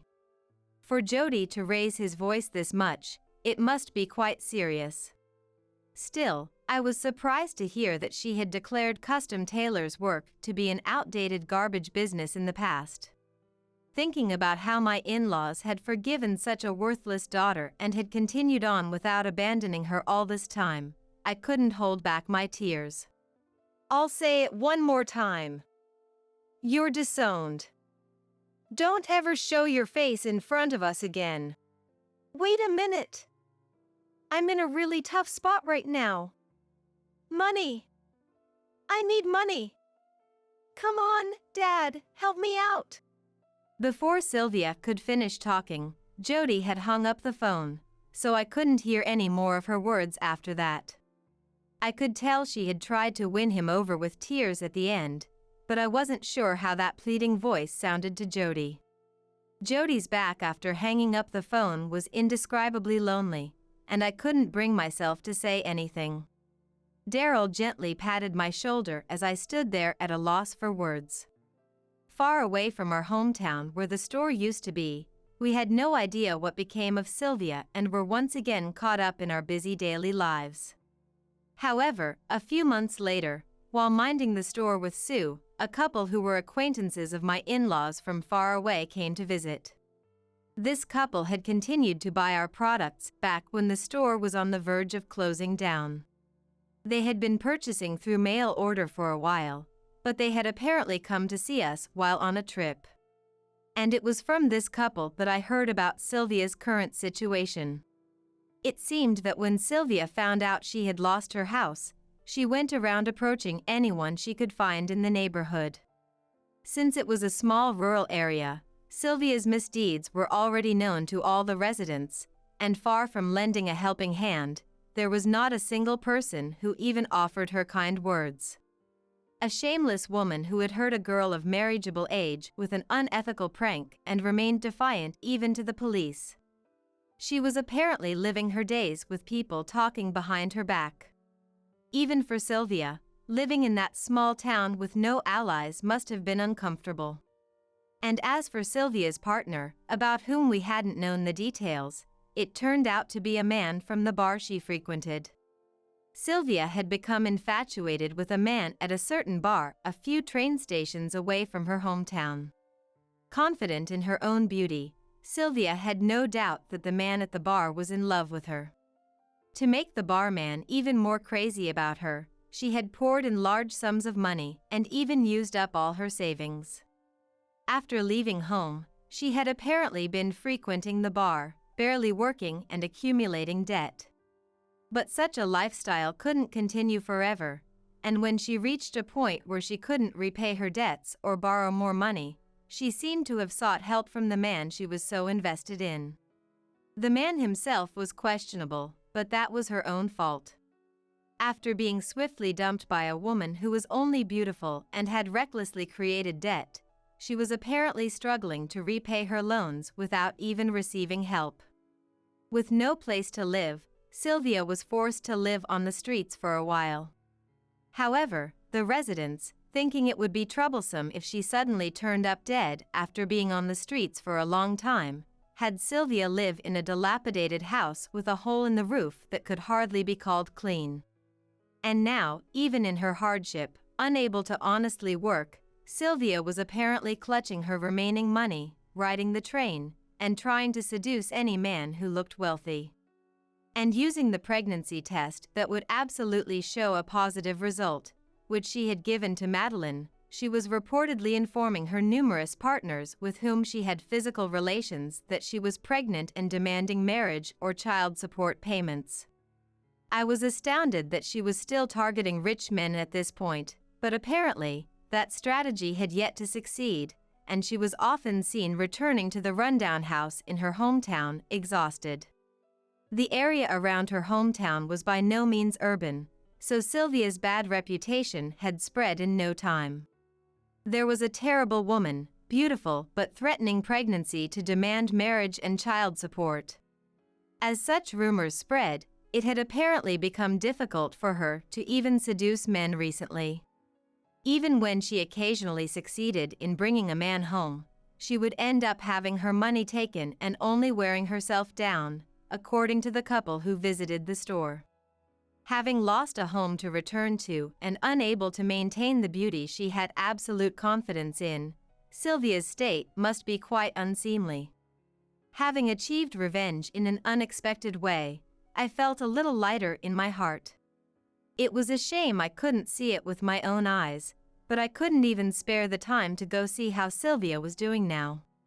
She really is a hopeless child as always, causing trouble for everyone. Sue. Although she had declared Sylvia disowned, just like Jody, the inherently kind Sue seemed to be pained by Sylvia's current situation. She also seemed concerned about causing trouble for the former neighborhood residents, but the couple who visited the store laughed, saying it made for a good topic of conversation. After chatting for a bit, they purchased a few new products and left. Changing the subject, the reason my in-laws had suggested moving was that I had mentioned our past efforts to save up funds to move out of their house to avoid Sylvia. I had meant it as a casual conversation, but my in-laws said they would both contribute money to build a new home on a new piece of land. They had apparently also been considering relocating to a more convenient location for a long time and had been saving up. Thanks to that, we were able to build a better house than expected, with a factory next to the store-cum house. The craftsmen were all people who had fallen for my in-laws' character after overcoming the difficult times together, so they followed us to the distant new location. Recently, young apprentices who have been inspired by the quality of the products here have started joining us, saying they want to learn the techniques, and our whole family has begun working on passing down the tradition. There may still be a long way to go, but I feel a strong sense of fulfillment in this work. Ever since Madeline stopped the irregular lifestyle that the doctor had warned her about, perhaps because she has no stress, her menstrual cycle has returned to normal, and she seems to be getting along well with the friends she made at her new school. Moreover, Madeline has recently developed a strong interest in fashion and has started thinking about creating original designs for clothes, scarves, and such. Her design approach from a perspective that we don't have is full of new discoveries. Every day is so busy that I have no time to rest, but I felt fulfilled. I want to work hard to further expand the company and spread the appeal of custom tailor to many more people. My name is Olivia. I'm 35 and have been married to my husband Lucas for 7 years. We have a 5-year-old son, Thomas. Normally, it's just the three of us living a peaceful life, but I have one major grievance. It's the long vacations and Christmas when we go to Lucas's parents' house. Only his parents live there, but during the holidays, his sister and her family join us too. During these gatherings, which sometimes exceed 10 people, I'm expected to handle all the meal preparations. Because I'm married to the eldest son, everyone seems to think it's my duty. His sisters don't help me at all. On top of that, they leave their kids with me and go out to have fun. Even Lucas doesn't offer me any help, so as the holidays approach, I start to dread them. Just the thought of preparing meals at my in-laws is painful, not to mention the harassment I endure from Lucas's mother, Ava. From the beginning of our marriage, Ava has criticized everything I do. The first time we went to visit after getting married, she told me out of the blue, "Olivia, please prepare all the meals while you're here." I was shocked. It was my first time in their kitchen, and everything was thrown at me. In a panic, I checked the fridge, finding almost nothing. I had to start by shopping for groceries. "Do you want anything specific to eat?" I asked with a smile without showing my irritation. "Just make something delicious. Don't check with us every time, just get on with the cooking." Jackson, Lucas's father, seemed nice and calm, but I couldn't figure out what he really thought. Ava was always openly hostile towards me. Even when I casually asked Lucas about his parents' favorite dishes, "Anything's fine, don't worry too much about it," he always responds so casually. Lucas is originally unreliable, but since then, my distrust in him has only grown. In the end, I decided to make a safe choice and cook curry. As the smell of curry began to waft from the kitchen, Ava started her snide remarks. "Curry gives me heartburn. I'll have to take some antacid tonight." Without time to make anything else, I served the curry for dinner. Ava complained that the curry was too spicy, or that she preferred pork over beef. "Anyone can make a decent curry," she remarked, leaving the comment hanging in the air, yet she went for seconds. Meanwhile, Jackson ate without saying a word, but after he finished, he let out a deep sigh and left the room. While Ava's reactions are irritating, Jackson's sigh feels more condemning than her snide remarks. Dealing with just my in-laws' meals is stressful enough, but it gets even worse when Lucas's sisters and their families join. Harper's family consists of Lucas's sister Harper, her husband Ethan, and their daughter. Harper, in her appearance and manner of speaking, is frighteningly similar to Ava. Together, they hurl insults at me, making it feel like there are two Avas. When Harper comes to visit, she expects me to handle everything from cooking to making beds. Of course, she doesn't thank me, she takes it for granted. Ethan, usually quiet around his in-laws and Harper, becomes tyrannical when they're not around. "Go buy cigarettes," he'd demand, treating me more like a housemaid than family. Their daughter Emma, much like Harper, seems spiteful. "Olivia, we're out of juice." Then Ethan would join in, ordering, "Olivia, I'm out of beer. Bring some." Laughing foolishly, the two of them enjoy themselves. They are usually quiet in front of Harper, probably because they're used to being scolded by her. They seem to let loose when at the in-laws. For me, who ends up doing all the work, it's unbearable. Natalie's family includes Lucas's sister Natalie, her husband Mason, and their son. Compared to the insidious Ava and Harper, Natalie is brighter and easier to talk to. She always comes to chat while I'm preparing meals. While it's nice to be approached so casually, Natalie doesn't help at all. At first, I used to listen to her seriously, but if she's not going to help, she's just in the way. Eventually, when I responded non-committally to her chatter, "Are you even listening to me?" she'd snap. Busy with work, I had to listen to Natalie's endless, meaningless stories about her husband's complaints or her in-laws' snide remarks. I wanted to vent to Natalie too, but I couldn't dare speak ill of the in-laws. As soon as Natalie realizes I'm not fully engaged, she'd tattle to Ava and Harper. Then I'd get scolded by both Ava and Harper.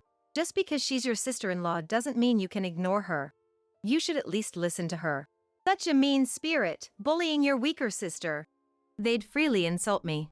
I wanted to retort, "Who's the mean one here?" But I didn't have the courage. All I could do was endure the long vacations and Christmases. Even when I was pregnant, the treatment didn't change. "I worked as usual the day after I gave birth," Ava would brag, expecting the same from me. I heard from Lucas that Ava had been badly harassed by her mother-in-law too. It seems she's intent on making me experience the same misery. I wish she would stop returning the ill treatment she received onto her daughter-in-law. Thomas was born in December, so that year, we didn't go to the in-laws for Christmas. "Why don't you go home alone?" I suggested to Lucas.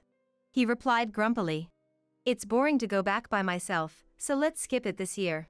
He informed me that year, the siblings didn't stay at the in-laws for Christmas as usual. They left immediately. Without me there, nobody could handle the meal preparations, so no one stayed overnight. But from the next vacation onwards, the hellish treatment at the in-laws returned.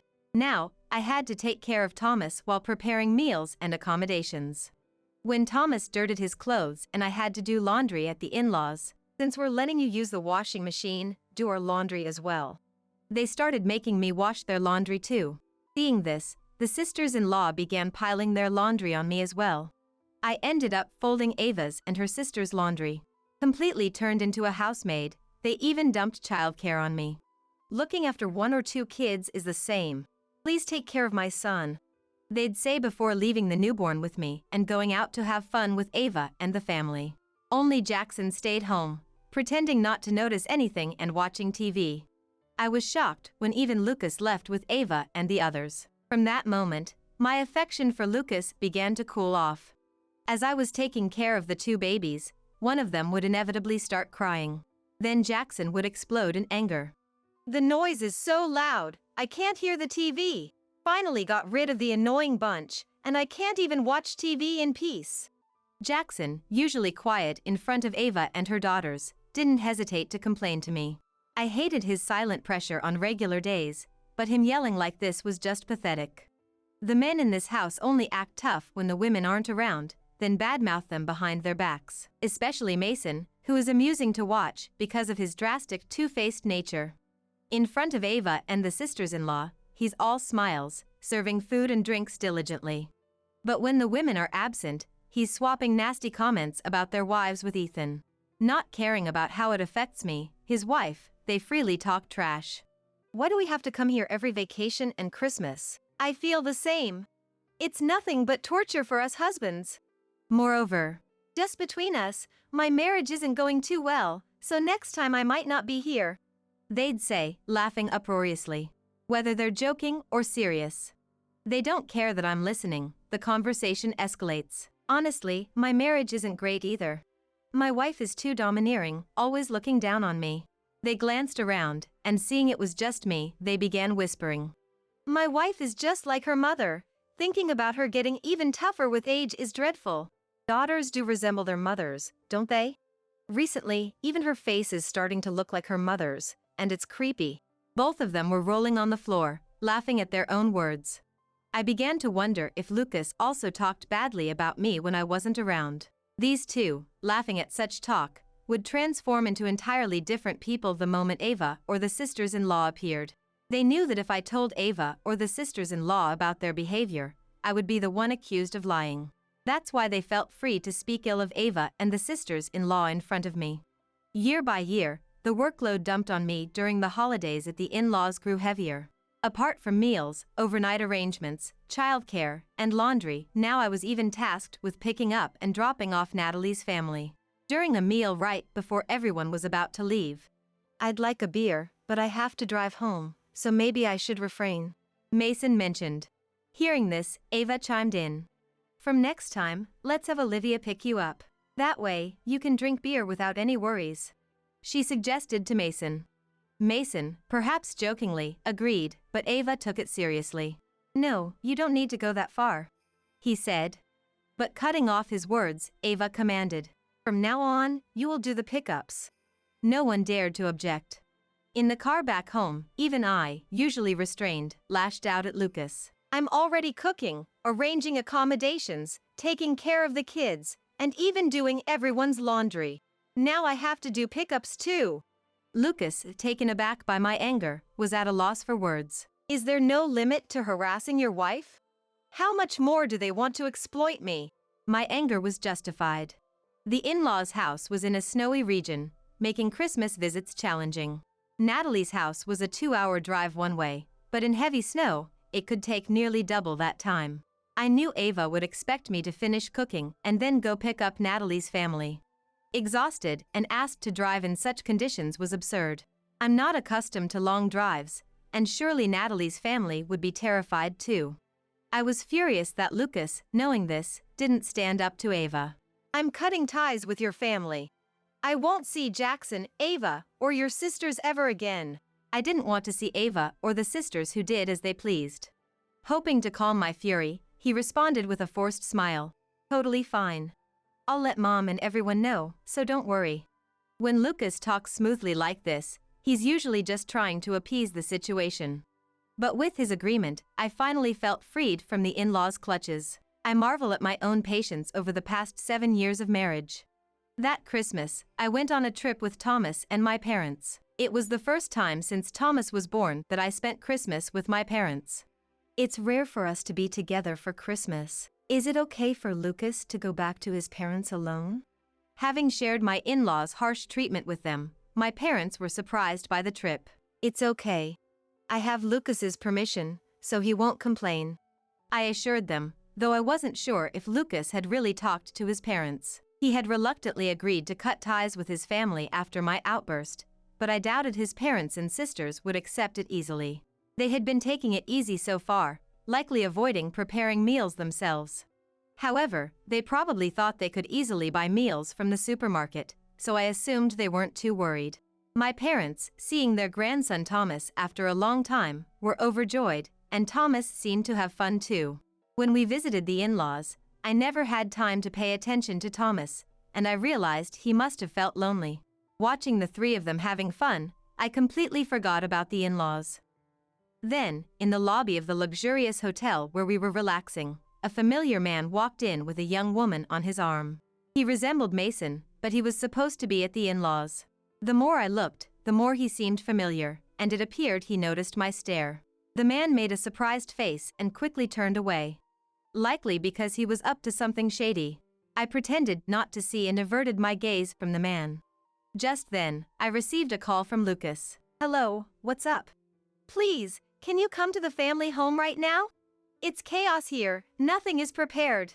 Haven't we agreed that I wouldn't go anymore from this year? I wasn't surprised. I had expected something like this. I did mention it, but it seems the message didn't get across. He replied.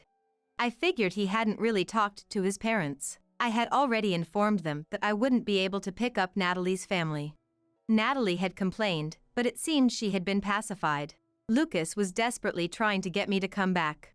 But I was more focused on the commotion and what sounded like Natalie's voice in the background. Mason has run off with some woman.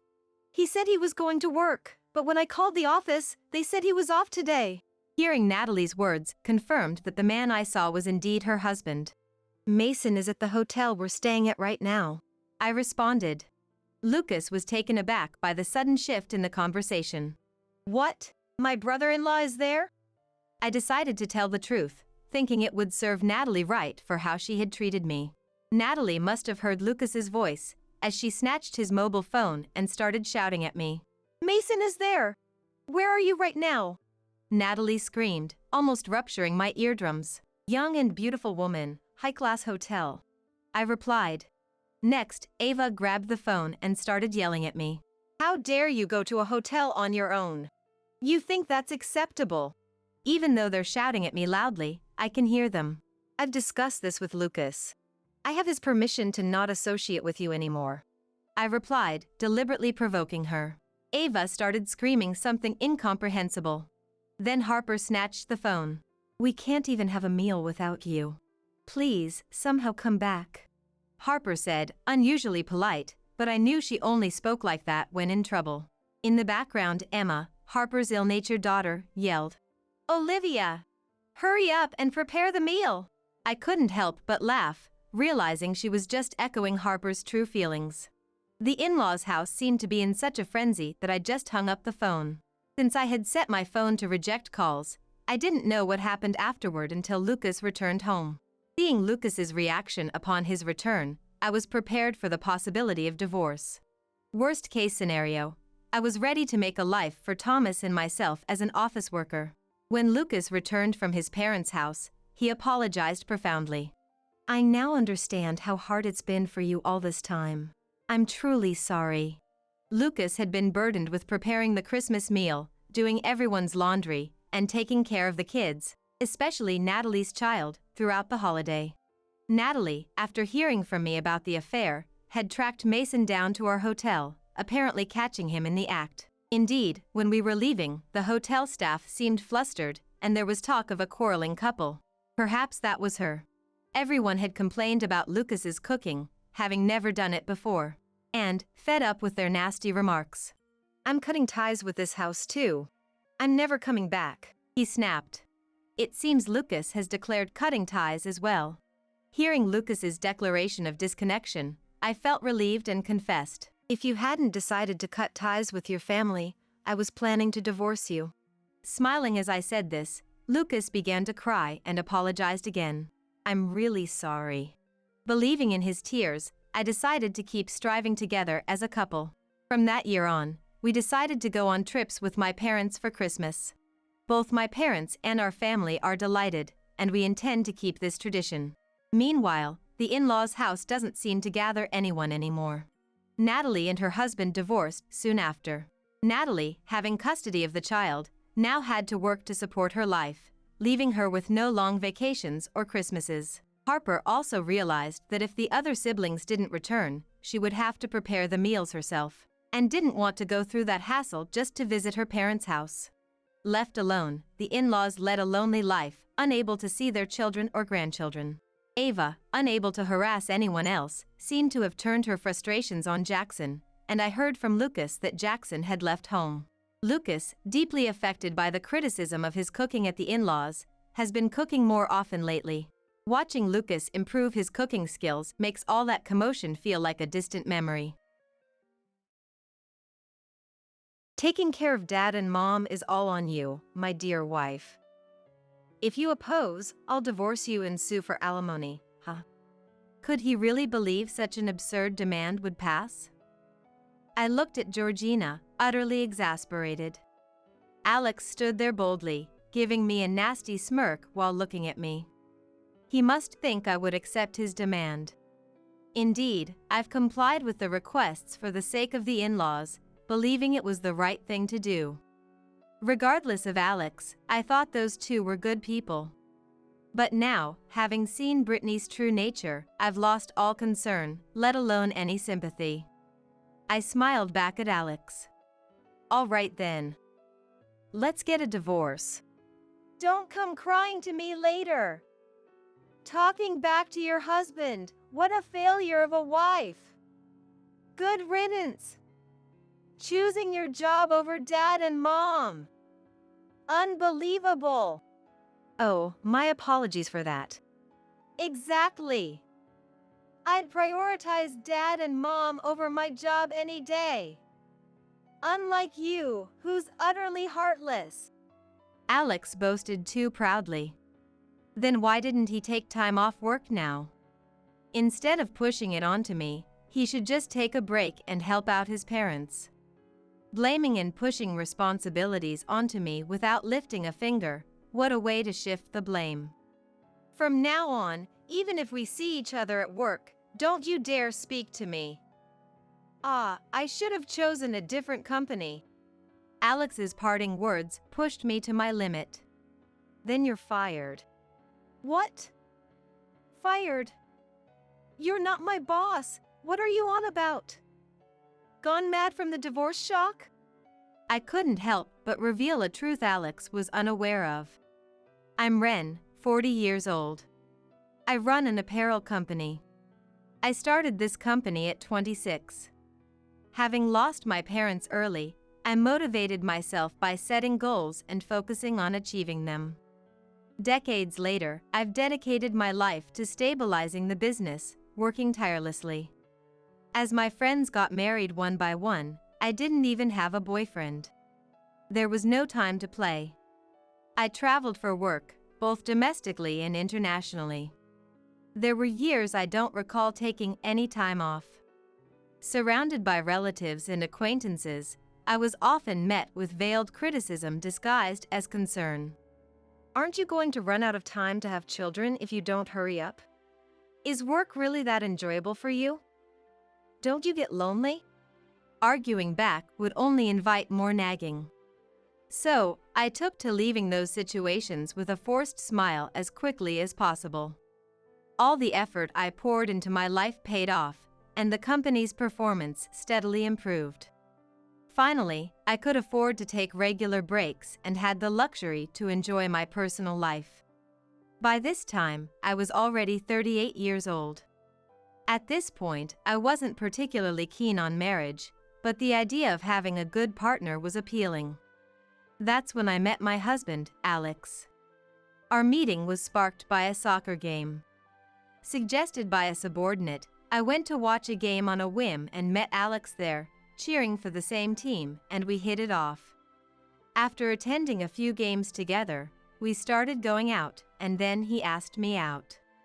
Alex was the same age as me, but seemed remarkably youthful. He had many hobbies, from baseball to video games, manga, and golf, dragging me along to all sorts of activities. Having never really had time to play before, my time with Alex was incredibly exciting and fun.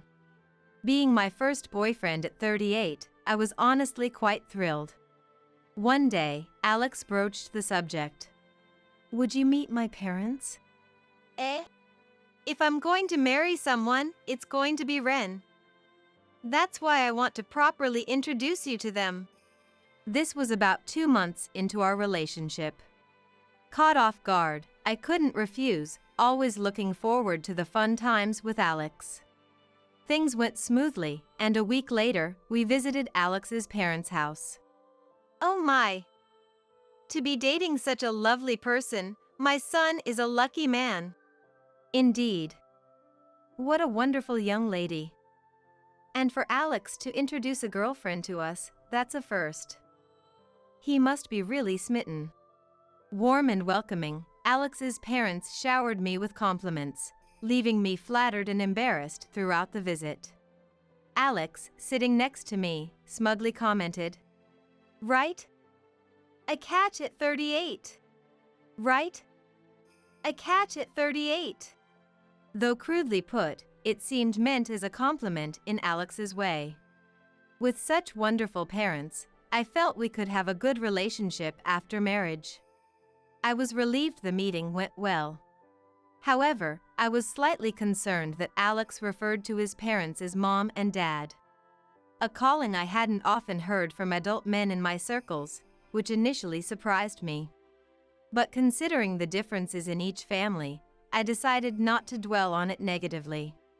Alex seemed to have a good relationship with his parents, often praising his mother excessively. While endearing, some aspects felt off-putting at times. Like when the conversation turned to cooking. "What kind of dishes do you excel at, Ren?" "I wouldn't say I excel, but I often cook Western-style meals." At this, Alex enthusiastically chimed in. Right. She makes steak a lot. They're edible, but when compared to Mom's cooking. Oh, that's a great idea. Why don't you teach her your recipes? I understood the comfort of familiar tastes. But his wording left me feeling complex. Unperturbed by my feelings, Alex's mother was delighted. Well then, I must compile a notebook for Alex's sake. She was enjoying herself. As we were about to leave, a shocking truth came to light. "When are you two getting married?" asked by Alex's mother. Alex casually replied, causing me to be taken aback. I'd marry her right now if I could. It'd make life easier, especially since part-time work doesn't pay much. Part-time? Indeed, when I first met Alex and inquired about his job, he vaguely mentioned something like sales. I too had been vague about my job, saying only something in apparel, as we were still just getting to know each other. Everyone has things they'd rather not discuss. I figured we could talk about it more once we got a bit closer. I had completely forgotten about it, never imagining he was working part-time. Stunned, Alex explained with a frustrated look. What's with that face? Thinking even at 38? But, you see, there's a good reason for this. Turns out, Alex's mother has always been frail and prone to sickness. Then, 2 years ago, his father fell ill and needed care. Alex, who was working in sales at a steel company at the time, quit to take care of his father, switching to a more flexible part-time job. Mom alone would have a hard time, right? I just wanted to be there for my parents. I thought it'd be fine to stay part-time for that reason. Alex glanced at his parents and nodded. Recently, both mom and dad have been in good health, so I'm thinking of getting a full-time job again. I gotta work hard if I'm going to marry Ren. Hearing about the part-time work, I felt ashamed of my disappointment. Alex had simply prioritized his parents over his job. What a kind and warm person he is. And now, he's thinking of what's best for me. After our conversation, I thought for a moment and then made Alex an offer. If you're interested, why don't you apply to my company? Eh? Work at the same company as Ren? Yeah. It's a bit different, but you were in sales before, right? We're actually looking for sales staff right now. I meant well with my suggestion, but Alex visibly grimaced. I'd rather work somewhere I can earn more. I want to make Mom feel secure. Did he think I wasn't earning enough? I explained more about our company. Showing him job listings, I pointed out the salary and holidays, along with other benefits. Alex, who had been skeptically browsing the site, gradually warmed up to the idea. This might not be too bad after all. And so, he applied to a position at my company. Fortunately, we were looking to significantly expand our sales department, so Georgina was hired. Pressured somewhat by his parents, we registered our marriage. Who would have thought we'd end up working at the same company? Indeed. By the way, which department are you in? It seems Alex still thought of it as just the company I work for, not realizing I'm the owner. I hadn't kept it a secret on purpose, but it felt awkward to bring it up, and I hadn't mentioned it yet. This seemed like a good opportunity, so, with a nervous heart, I was about to reveal the truth. Actually, Alex cut me off with an unexpected remark. Well, it doesn't matter. I'll probably quit eventually anyway. Eh? Quit. What did he mean by that? A bad feeling washed over me. Alex glanced at me and laughed, a smile I hadn't seen before. It scared me. What? You got a problem? No, it's not a complaint, but what do you mean? I'm not planning to quit my job now. Oh, unless we have kids. But my company offers maternity and paternity leave. Kids are out of the question. We're already busy with Dad and Mom. Dad and Mom? As I tilted my head, Alex mimicked me mockingly. Yeah, my parents. Didn't I say they need care? Rosalind? I heard, but you said they've been doing well lately. That's why you re-entered the workforce, right? Even if they're doing well, they're still elderly, aren't they? Aren't you worried at all? Or what? As a wife, are you planning to shirk that responsibility? I couldn't grasp what Alex was trying to say, feeling bewildered. I needed to clear my head and sort things out. Alex was trying to push the responsibility of caregiving onto me. And from how he spoke, it seemed he eventually planned to have me quit my job to prioritize caregiving. I'm not saying you should quit right away. Having two incomes helps financially. For now, just come back to the family home with me on our days off. What is that supposed to mean? I wasn't completely unprepared for the caregiving conversation. I had intended to help out, and I had thought that I could be of assistance in the future. But I never imagined being expected to return to my in-laws' house every holiday, eventually being burdened with caregiving responsibilities. What surprised me most was Alex's attitude. Before marriage, he was positive and reliable, but he changed drastically as soon as we got married. Is this person really Alex?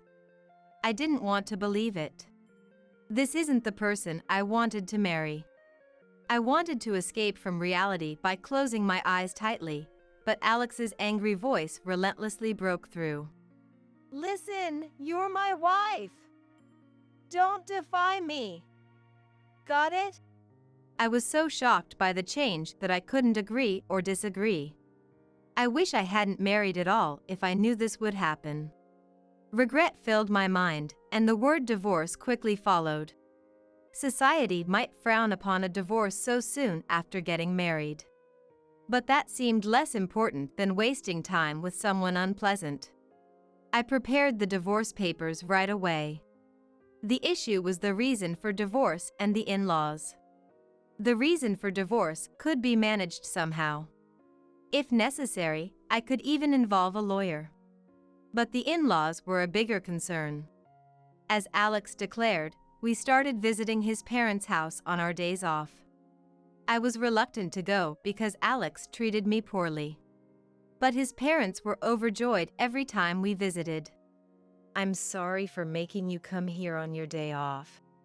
No, it's okay. Brittany, teary-eyed with joy, made it impossible for me to rudely decline their hospitality. Every visit, they prepared my favorite sweets, telling me how much they appreciated it. Though I disliked being controlled by Alex, seeing Brittany happy made it difficult to bring up divorce, and time passed. By 2 months into our marriage, Georgina and I had started visiting his family home separately. Our days off just didn't align anymore. Initially, I had forced myself to adjust to Alex's schedule. Meanwhile, I had kept it a secret that I was the president of the company. The Alex before our marriage might have been fine, but revealing this to the current Alex would only invite trouble. Although it would be easy to find out if he looked into it, luckily, Alex seemed oblivious. Alex was a source of concern both as a husband and as an employee, causing numerous problems at work. I wanted to resolve the issues at work quickly and get a divorce. But what about Brittany? Despite everything, I didn't want to upset them. Torn, I headed to my in-laws' house as usual. Lately, I had become accustomed to entering the house without waiting to be invited. Today, as always, I opened the door and took off my shoes. That's when I heard a familiar voice from the back. Undoubtedly, it was Alex's voice. He was supposed to work today, but perhaps his schedule had changed. Feeling awkward, I walked down the hall and was about to enter the living room when I overheard their conversation. That person, she's not very considerate, is she? And her housekeeping is subpar. She's earnest, but couldn't you find someone better? Indeed, it was Brittany's voice. However, the tone was so full of malice, unlike anything I had heard from her before. It sounded like something out of a movie, so spiteful and unlike the Brittany I knew. Yet, it was unmistakably Brittany's voice. Despite all the praise she had given me, the thought of the gentle Brittany saying such things tightened my chest. I didn't want to hear any more, but my legs felt too heavy to move. Sorry, Mom. But, you know, she's tall, so she might be able to carry you if necessary. With a bit of training, she could become more useful. Well, for now, she's pleasant and financially supportive, so I suppose that's acceptable. We're hoping for potential, I guess. Alex and Brittany were laughing carelessly as they spoke. As I listened, my heart pounded with the realization that they were talking about me. Georgina's constant complaints were one thing, but I was shocked to discover Brittany's hidden side. Brittany, who always seemed so grateful, who would lower their head in thanks repeatedly, making me feel almost guilty. We shared laughs over snacks and meals I had cooked. Regardless of Alex's intentions, I thought I had a good relationship with Brittany. I had hesitated on divorce partly because of Brittany. Yet, according to their conversation, I was merely a caregiving resource for Brittany as well. Brittany then added insult to injury with this remark. For now, I'll keep praising her and egging her on. She looks so foolishly happy then. Alex, you should learn from me.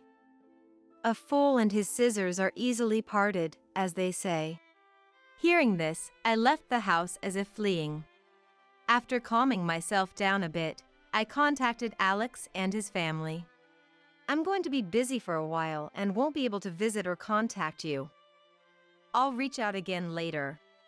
Despite multiple calls from both Alex and his family, I ignored them all. Alex's angry messages were even recorded on the voicemail. Do you think you can trouble Mom like this? Apologize to her in person right now. You don't have the right to refuse. As if anyone would comply after being spoken to like that. Naturally, I ignored this too. At work, I made sure not to run into Alex and started staying at a hotel after hours. During this time, I methodically prepared for divorce. Then, one day when preparations were sufficiently in place, I was finally caught by Georgina, who had been lying in wait at the office. Hey! Ren! Upon spotting me, Georgina looked like he was about to grab me but restrained himself, likely due to the presence of others. I decided to move the conversation to an empty conference room to talk with Alex. I've been looking for you. What do you think you're doing? How many times have I called you? Do you have any idea how much I've been searching for you? Alex was clearly furious. His breath was heavy, and his eyes, bloodshot and glaring, seemed to curse me with every look. As soon as we entered the room, he approached me with heavy footsteps. Then, standing right in front of me, he aggressively grabbed my wrist. Let go! I told you on the phone, didn't I? I'll contact you when I've calmed down. Is there anything more important to you than my dad and mom? Do you realize how lonely you've made them feel by not being there? Lonely? They were talking behind my back, and yet he dares to complain. I trembled with anger. I wished I could shut him up right there and hurl at him the worst insults I could think of. But I was too agitated to articulate my thoughts properly, so all I could do was grit my teeth and glare at Alex. Taking advantage of my silence, Alex continued. Poor them, right? Even now, they're hungry because there's no food at home. Forget work today. You should just go back home. Don't you dare tell me what to do with my work. You're not a child, and caregiving doesn't mean you can't move. It's about time you stopped being so dependent. I shook off Alex's hand and yelled. I have an important meeting later today. There's no way I can just take off. And if it's so important, you should take a day off and go yourself. There was no need for me to sacrifice so much for such people. Throwing away important work for them? Alex probably never expected me to fight back. He staggered back, surprised. You're talking back to me. A wife's place is too. I've been thinking, your values are skewed. What do you mean a wife's place? They're your parents, aren't they? Shouldn't you be taking care of them instead of pushing it onto someone else? Indeed, Alex's work today was supposed to be just preparing documents and meetings in the office. The document preparation could be rescheduled, and the meetings could be rearranged if he asked others, without causing much inconvenience. If Brittany was so important, he should be the one to take time off. If he won't, it shows how little they matter to him. Yet he dares to blame and try to control me. Such a convenient mama's boy. Disgusting. What? That's ridiculous. Why should I, the husband, have to bow my head and skip work just to clean up after my wife? Clean up what exactly? It's time to make things clear. Listen up. Taking care of my parents is your job as my wife. If you can't do that, you're worthless as a wife. Alex launched into a tirade, puffing up his chest with rough breaths, as if trying to intimidate me. Was he trying to scare me? He seemed like some playground bully. Not scary at all. What even is the value of a wife? Why do I have to be evaluated? So, what exactly do you want from me? I asked, my voice laced with a sigh. Alex snorted derisively. Taking care of Dad and Mom is all on you, my dear wife. If you oppose, I'll divorce you and sue for alimony, huh? Could he seriously believe such an absurd demand would fly? I looked at Alex, utterly dumbfounded, but there he was, standing tall and proud, giving me a nasty smirk. He must think I'd comply with his demand after becoming attached to Brittany. Indeed, I had been accommodating to the in-laws, thinking it was for the best. Regardless of Alex, I thought those two were good people. But now, having seen Brittany's true colors, I couldn't care less, let alone feel any sympathy. I smiled back at Alex. All right then. Let's get a divorce. Huh? Alex sounded completely taken aback. Do you even understand what you're saying? Yes. I can't be the wife you want. So, let's get a divorce, shall we? If you want to sue for alimony, go ahead. Whether you'll get it is another matter, though. I pulled out the divorce papers from my bag and handed them to Georgina. I had been keeping them on hand ever since I considered divorce. Are you serious? Do you realize what you're doing? Yes. Please, sign them quickly. Alex froze, seemingly in disbelief. Seeing his hesitation, I said, "Oh, you're not divorcing? Just talk, then?" Which made him furiously scribble his signature on the papers. After reviewing the signed document, everything was in order. I immediately handed it over to my secretary to file. Well, we're strangers now. As I stated matter-of-factly, Alex spat out. You'll regret this. Talking back to your husband, what a failure of a wife. Good riddance. Choosing your job over Dad and Mom. Unbelievable. Oh, my apologies for that. Exactly. Even if I lost my job, I'd prioritize Dad and Mom. I'm not heartless like you. Alex said this with too much pride. Then why didn't he take time off now? Instead of pushing it onto me, he should just take a break and help out his parents. Blaming me while he just complains is just passing the buck. From now on, even if we see each other at work, don't talk to me. I should have chosen a different company. Alex's parting shot pushed me to my limit. Then you're fired. I believe it was the coldest voice I've ever used. Alex stopped in his tracks and turned around and puzzled. Huh? Dismissed? You're not my boss. Have you gone mad from the divorce shock? Alex laughed, perhaps thinking it was a joke. I sighed softly and fixed my gaze on Georgina. When our eyes met, Alex flinched, looking at me. Anxiously, bracing for what was to come. I inhaled deeply and spoke calmly. The funny one is you. You don't even recognize the face of your own company's president? Huh? No, that can't be. Alex's mouth twitched as he pulled out his smartphone and started searching. As he stared at the screen, the color drained from his face. He must have finally realized who I was. You're the president of this company? Finally caught on, have you? Alex knelt down and bowed his head to me. His voice trembling pitifully. It's not like that, Ren. I didn't know. Not know? No, you chose not to know, didn't you? I never brought it up, but there were plenty of opportunities for him to find out.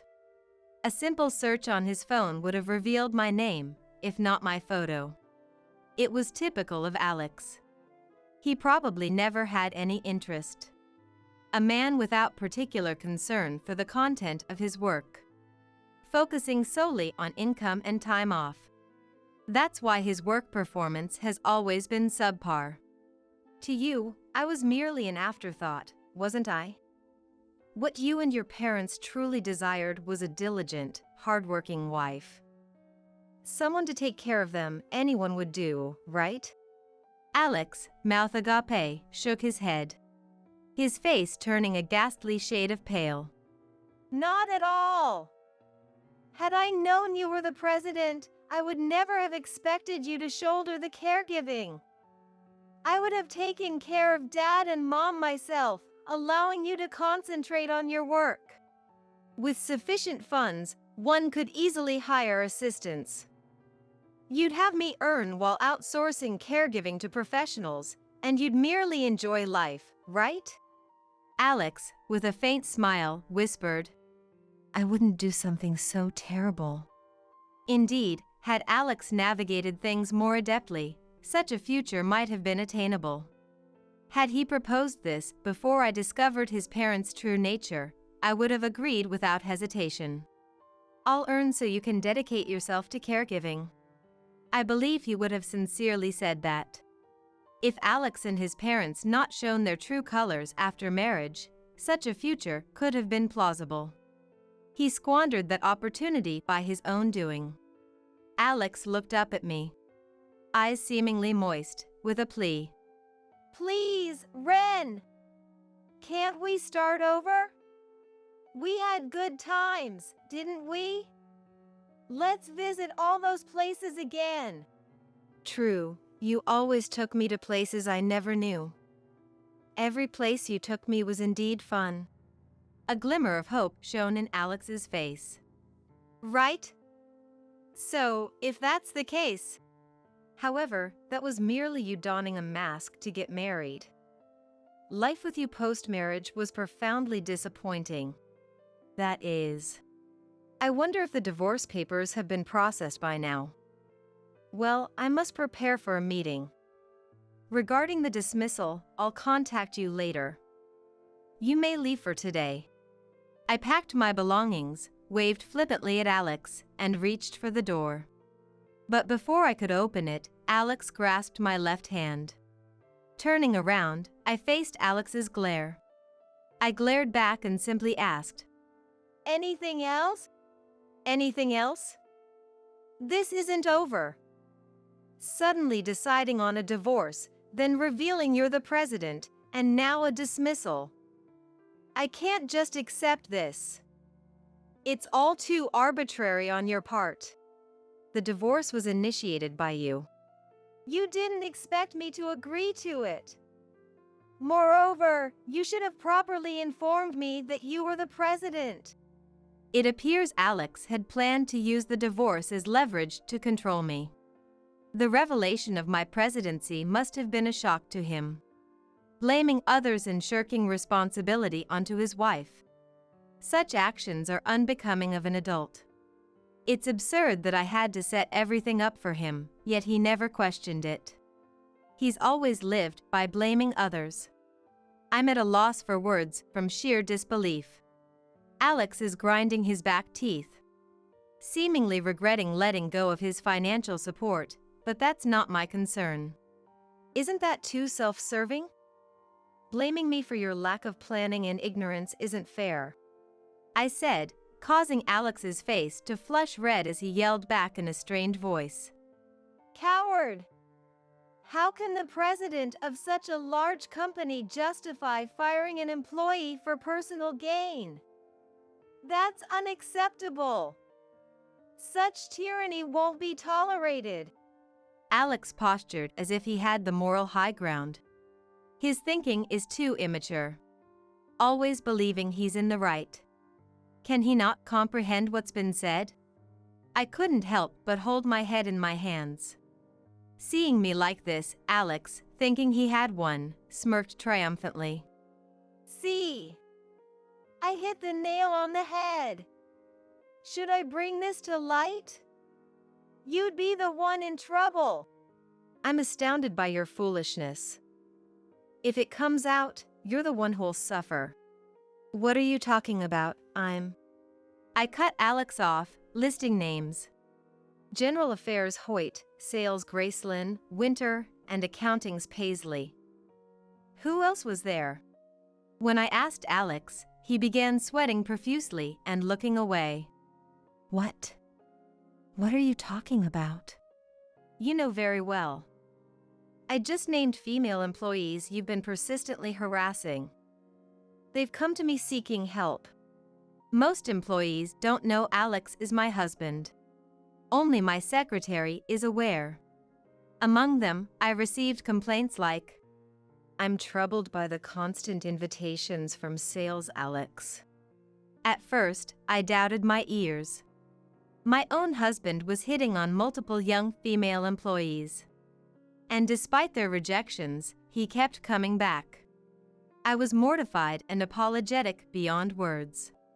I was just trying to foster camaraderie among employees, Alex defended. By specifically targeting women over a decade younger than you? And inviting them to hotels? What kind of camaraderie were you trying to build? There were messages sent from Alex to these women, undeniable proof. No matter what Alex said, there was no escaping it.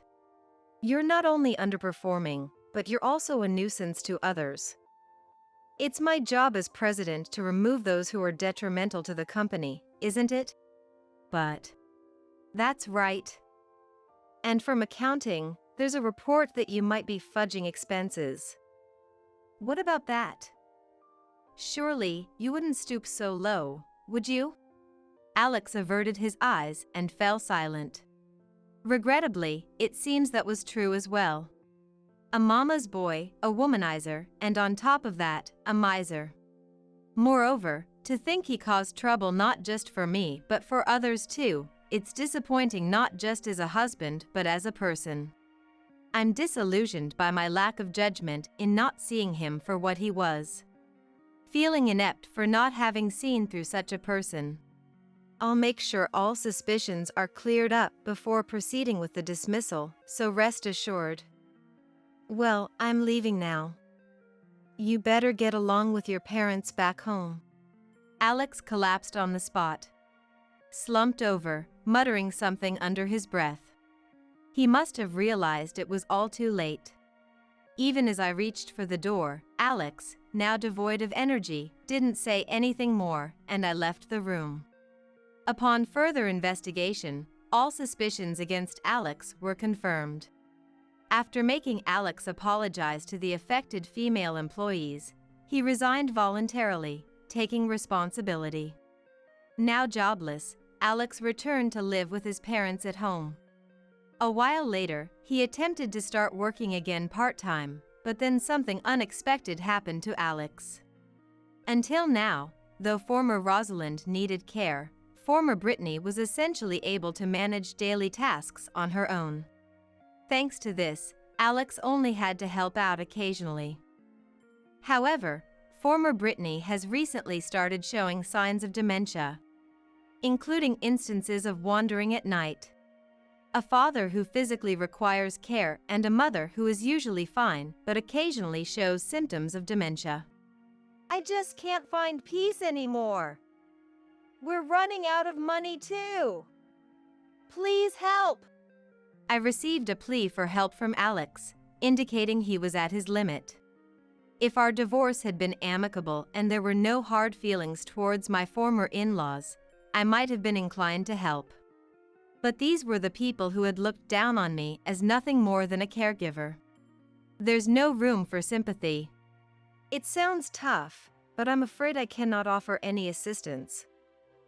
Furthermore, as we are now strangers, I kindly ask that you refrain from contacting me further. Depending on the situation, I may have to take appropriate actions. After conveying this, I no longer received any messages from Alex. After divorcing Alex, I had decided I was done with marriage and resolved to live alone. However, just when I had settled on this, someone I had known for many years through work confessed his feelings to me. The trauma from Alex made me consider declining, but knowing this person's sincerity from our long acquaintance, I gratefully accepted the offer to start dating. Whether this will lead to marriage, I'm uncertain, and part of me doubts, fearing a change post-marriage, but this person is the most gentle individual I've ever met. Moreover, since he is also a business owner, we can share and understand each other's work. Unlike with Alex, he truly feels like a partner should. If I can spend the future with him, this happiness I feel now will surely continue. Hoping for such a future, I continue to work hard today.